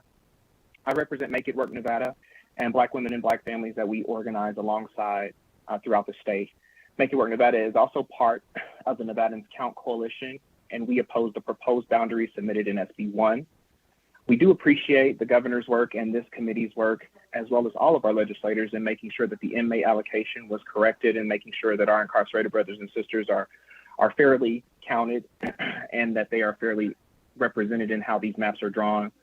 However, when it comes to Nevada being a trailblazer in the country, we've done a great job at protecting and expanding democracy, but the composition of these lines is the most important part of our democracy. It determines who represents our communities at all levels of government, and the accuracy and inclusiveness of these lines can mean the difference in how resources are allocated in communities that we work in that are often overlooked and left in the margins. The maps in their current form dilute so much political power from communities of color, especially our Latinx brothers and sisters, and they pit Black and brown communities against one another. We can't continue to tout with pride the beauty of our state's diversity if we don't honor the lives and interests of our families, friends, and neighbors. Please give reconsideration to the Nevadans Count Coalition maps 787 that were submitted, and I appreciate your time. Thank you, caller.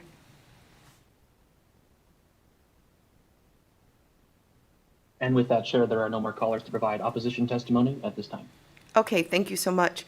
With that, we will return to those providing opposition testimony here in the room. Please remember to spell your name for the record. Thank you, Madam Chair and members of this committee. I am Assembly Republican Caucus Leader Dr. Robin Titus, R-O-B-I-N-T-I-T-U-S, and I appreciate an opportunity to testify in opposition in front of you today. I have to acknowledge the hard work that has been done by LCB staff, the GIS folks. This is not an easy task for anybody. I also want to acknowledge that my concerns expressed at the hearing for SB1 initially, the little pizza shape community that was in my house was removed. But at the same time, that had given me an incredible poster board that was really good for presentation. I don't have a poster board today, but I do want to draw your attention to what, as I said earlier, it wasn't about me when I testified. It was really about my community of Smith Valley. And if you look at the current congressional maps that we are presented today, literally the word Smith Valley is cut in half because you continue to cut Smith Valley in half. I share my concerns of all the folks that, I share the concerns of the coalition members that presented in front of you today, that their voice was not really heard, especially in one small community. It is my opinion that you took out the most visible objections, the superficial objections that removed our poster board comments, but continued to really break up communities. I would point out also that the Republican maps that were presented were also not heard or taken into consideration. We have significant statistical data on our maps that showed, and I want to put this into the record, regarding population deviation, that the majority plan's largest population deviation is 1.64%. The largest negative deviation with these new maps at 3.05%. Overall range of deviation is 4.69%. The minority party's plans, largest positive deviation was 0.36%, largest negative deviation 0.76%, and overall range of deviation is 1.12%.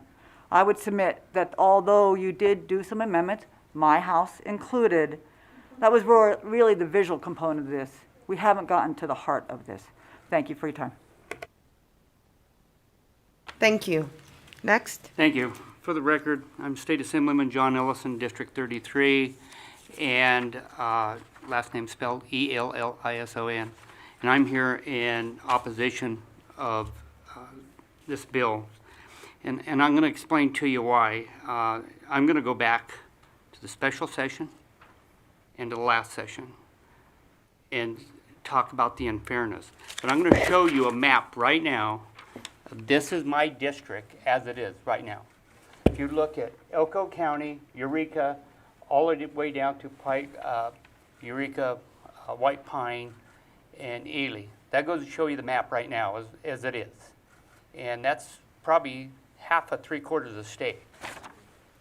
Now I'm going to show you a map that was presented today. Here is District 14 that goes all the way into Elko County. Why am I worried about this? Because the Colorado trend is inside that whole district. And do I think I got a good senator there? Yes, I do. But he's not going to be there forever. And I'm going to show you 32. It follows the exact same line. Exactly. Am I happy with my assemblywoman? Yes, but she's not going to be there forever. Then I'm going to show you the map that the Republicans put out there to put Elko County, Carlin, in what it is right now. This is being taken away, and I feel this is a hit from parties that's going to destroy rural Nevada. So I'm strongly opposed to this map as presented. And I'll tell you, as far as workforce, and look at this land right here, what do you see? There's no population in there, very, very little. But it's one of the strongest workforces in rural Nevada. That's Spanish, black, Asian, white. There is no color. But I tell you what, they're fair. But you're going to take that away eventually. And that's my problem. And I hope you guys take and re-look at these maps and look at what's going on right now in northern Nevada, in Elko County. Thank you. Thank you.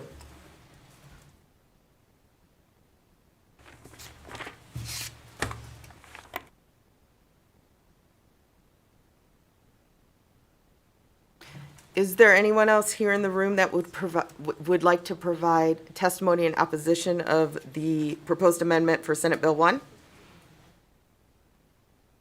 Okay, not seeing any. Broadcasting, is there anyone on the lines, on the telephone?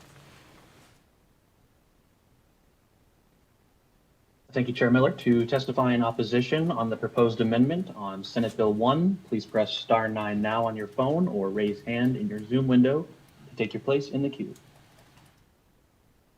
Y nuevamente les decimos a los que gusten dar testimonio en oposición a la enmienda del proyecto de ley SB1, por favor, presione el asterisco número 9 o levante la mano en la pantalla para así presentar su testimonio.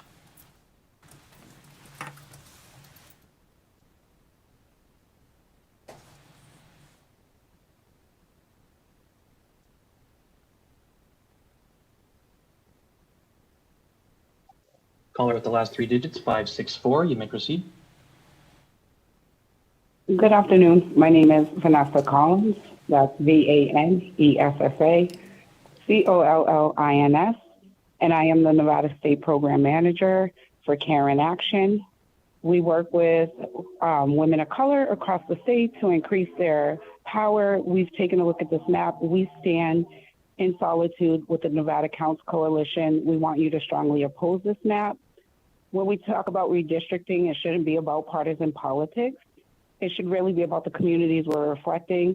Not only does this map dilute CD1's Latin population's vote, but it is also going to cause problems in CD4, where you're pinning the African American community and the Latinx community against each other. So we'd like you to strongly consider the map that the Nevada Coalition has put forward, and I appreciate your time. Thank you, caller.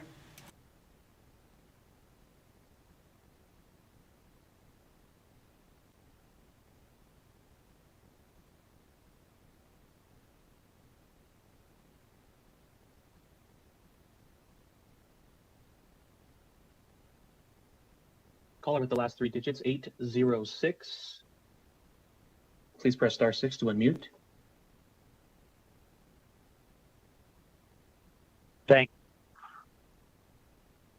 Thank you for this opportunity to voice my opposition to SB1.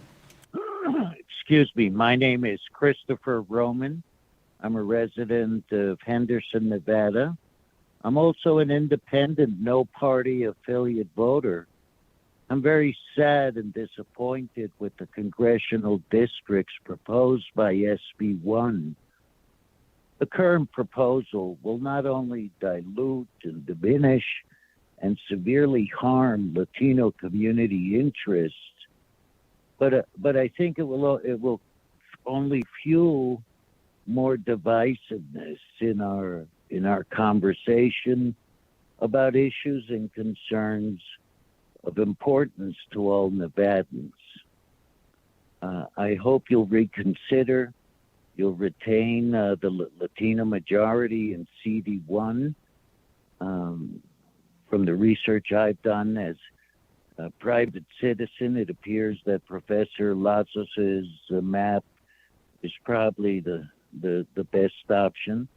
I wish you well. I wish you discernment and fairness. Thank you. Thank you, caller.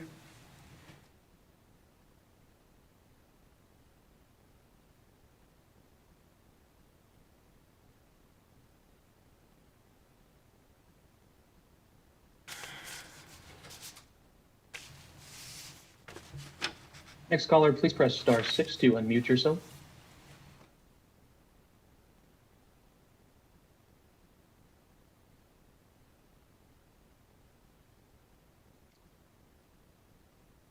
Thank you, caller. You may proceed.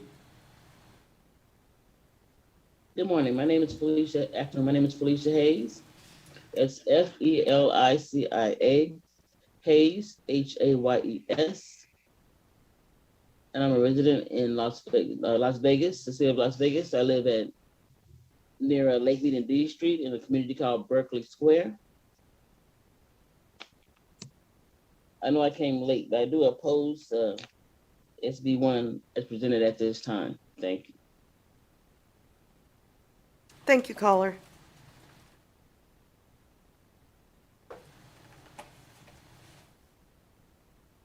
And if you recently just joined us, we are currently on opposition testimony on the proposed amendment on Senate Bill 1. If you'd like to provide opposition testimony at this time, please press star 9 now on your phone or raise hand in your Zoom window to take your place in the queue. Nuevamente, seguimos tomando el testimonio de aquellos que están en oposición a la enmienda del proyecto de ley SB1. Si gusta, puede presionar el asterisco y número 9 en su teléfono o levantar su mano aquí en la pantalla para usted rendir testimonio.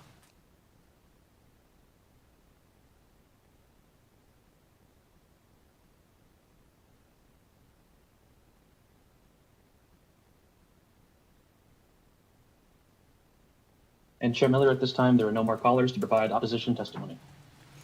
Okay, thank you so much. Is there anyone here in the room that would like to? Okay, we do have someone approaching here in the room.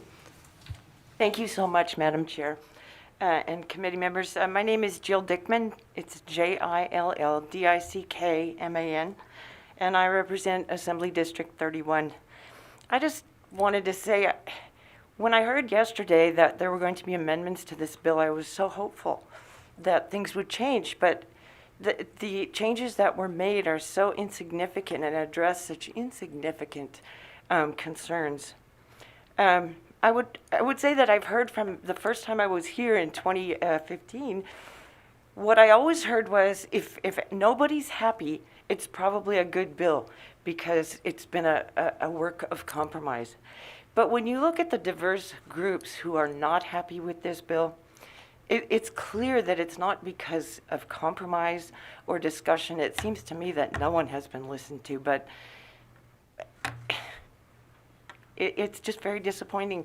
And I think these people need to be heard and listened to. Thank you so much. Thank you. Not seeing anyone else approach here in Carson City for opposition. Broadcasting, is that still the same? There's no one else on the line or opposition? I will make the announcement one more time, Chair. Thank you so much.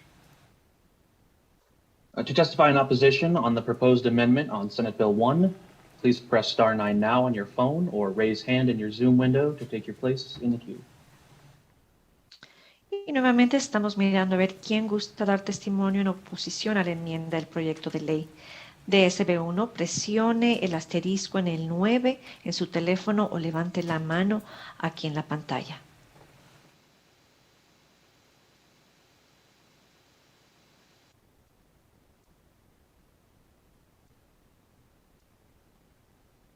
Caller with the last 3 digits, 973, you may proceed. Good afternoon. My name is Tammy Tiger, TAMMITIGER, calling with the Las Vegas Indian Center, a nonprofit organization that has served Clark County since 1972. I'm calling today to speak in opposition to the maps proposed in SD1, specifically in CD1, as they are not considering the months of hard work that our grassroots organizers spent to collect community of interest input directly from your constituents. At the Indian Center, we organized a team of Indigenous youth to collect COIs throughout Southern Nevada. We educated them on the importance of having a voice in civics, that we are a nation, a state, a county, a city, and a community that flourishes when we all participate and engage.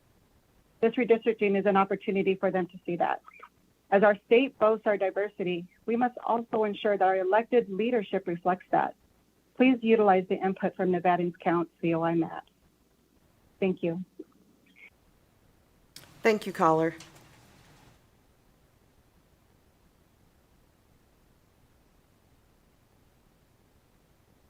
And Chair Miller, with that, there are no more callers to provide opposition testimony at this time. Okay, thank you. With that, I will close the opposition testimony and open it up for anyone wishing to testify in neutral on the proposed Assembly Bill for Senate Bill 1. So we will begin here in Carson City, and then we will, of course, move back to the phones.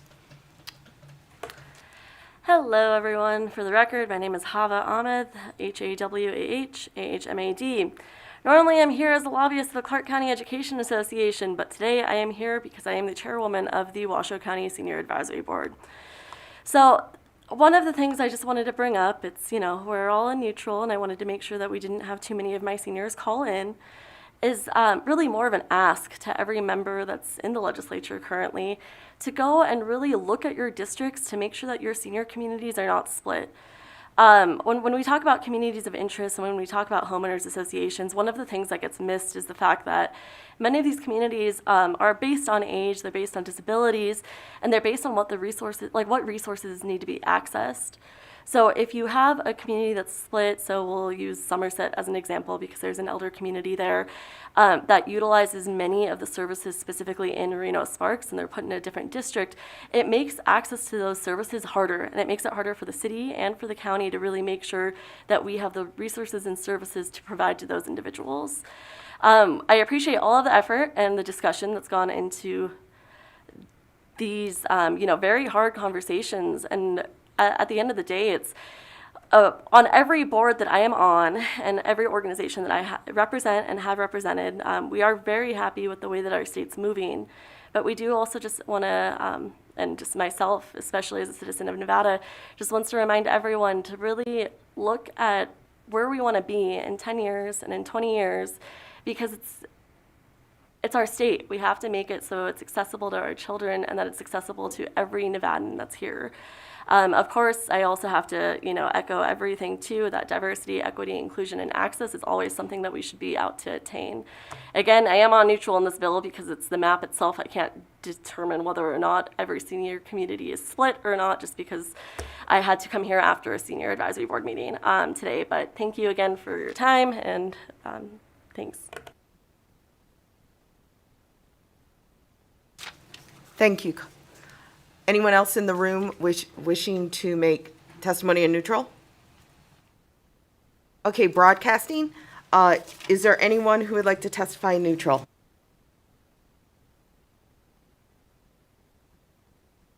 Thank you, Chair Miller. To testify in neutral on the proposed amendment to Senate Bill 1, please press *9 now on your phone or raise hand in your Zoom window to take your place in the queue.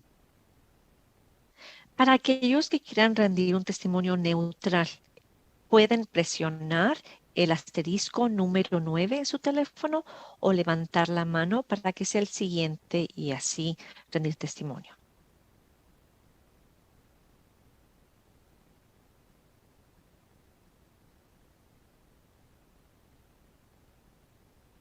Caller with the last three digits, 944, please proceed.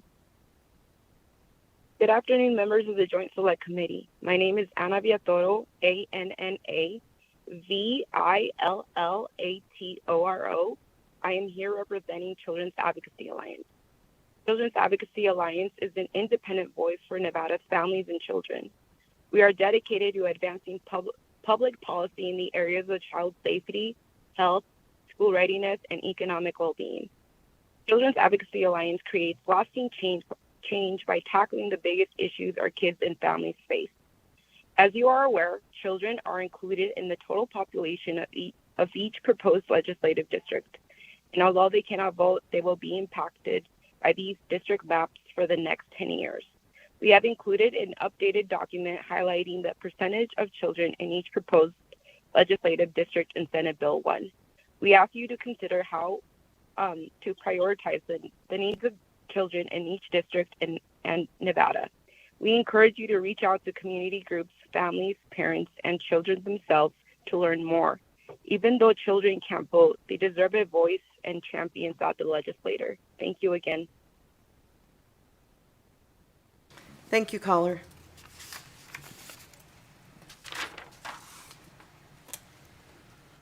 And with that, Chair Miller, there are no more callers to provide neutral testimony at this time. Okay, thank you. With that, I will go ahead and close the testimony for neutral on the proposed proposed amendment for Senate Bill 1. With that, I will go ahead, and we have been granted, under Rule 57.4, we have been granted the ability by Speaker Frierson to work session this amendment and Senate bill. So with that, we will move into a work session. Since we've heard the amendment in detail today, I will take a motion to amend and do pass based on submitted amended joint majority maps.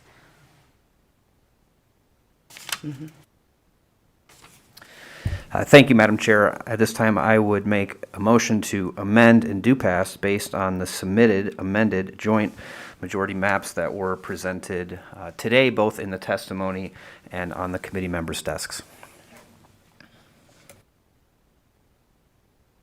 Thank you. I have a motion from Vice Chair Yeager and a second from Assemblywoman Howdigee. With that, is there any discussion on the motion? Not seeing any, I will go ahead and take a vote. All those in favor, please say aye. Aye. Anyone opposed? Can we, I believe we have 4 nays from Assemblyman Levitt, Assemblywoman Tolles, Assemblywoman Hanson, and Assemblyman Matthews. And with that, the motion carries. Okay. And with that, I will go ahead and take the floor statement on this. Moving to our next agenda item, we will open up for public comment. Again, anyone wishing to make public comment on anything under the purview of this committee will have up to 3 minutes. We ask that you please state your first and last name and spell your name so we have it accurately for the record. And I will repeat the phone number. For those calling in, it is 1-669-900-6833, and you will press the meeting ID number of 813-8034-6077, followed by the pound sign.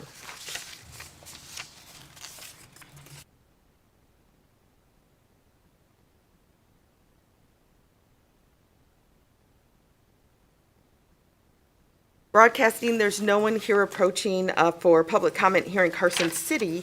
Is there anyone on the lines?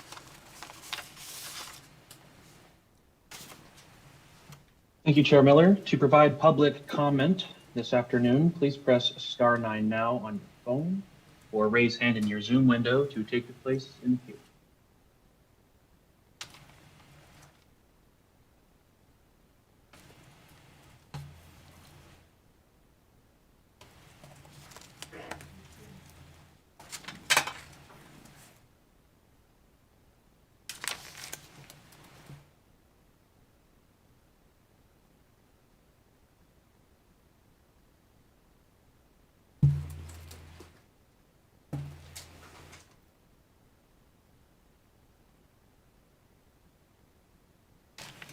And one moment, Chair, we're having a quick technical difficulty. Sí, para las personas que quieran hacer un comentario público sobre la propuesta de ley número 9 del Senado, por favor levanten la mano o háganlo a través del teléfono, opriman asterisco número 9, o háganlo a través de la aplicación de Zoom, levantando la mano para tomar su turno.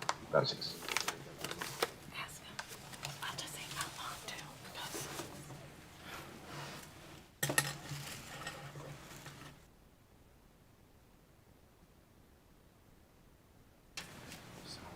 And thank you for your patience, Chair. With that, there are no callers at this time to provide public comment.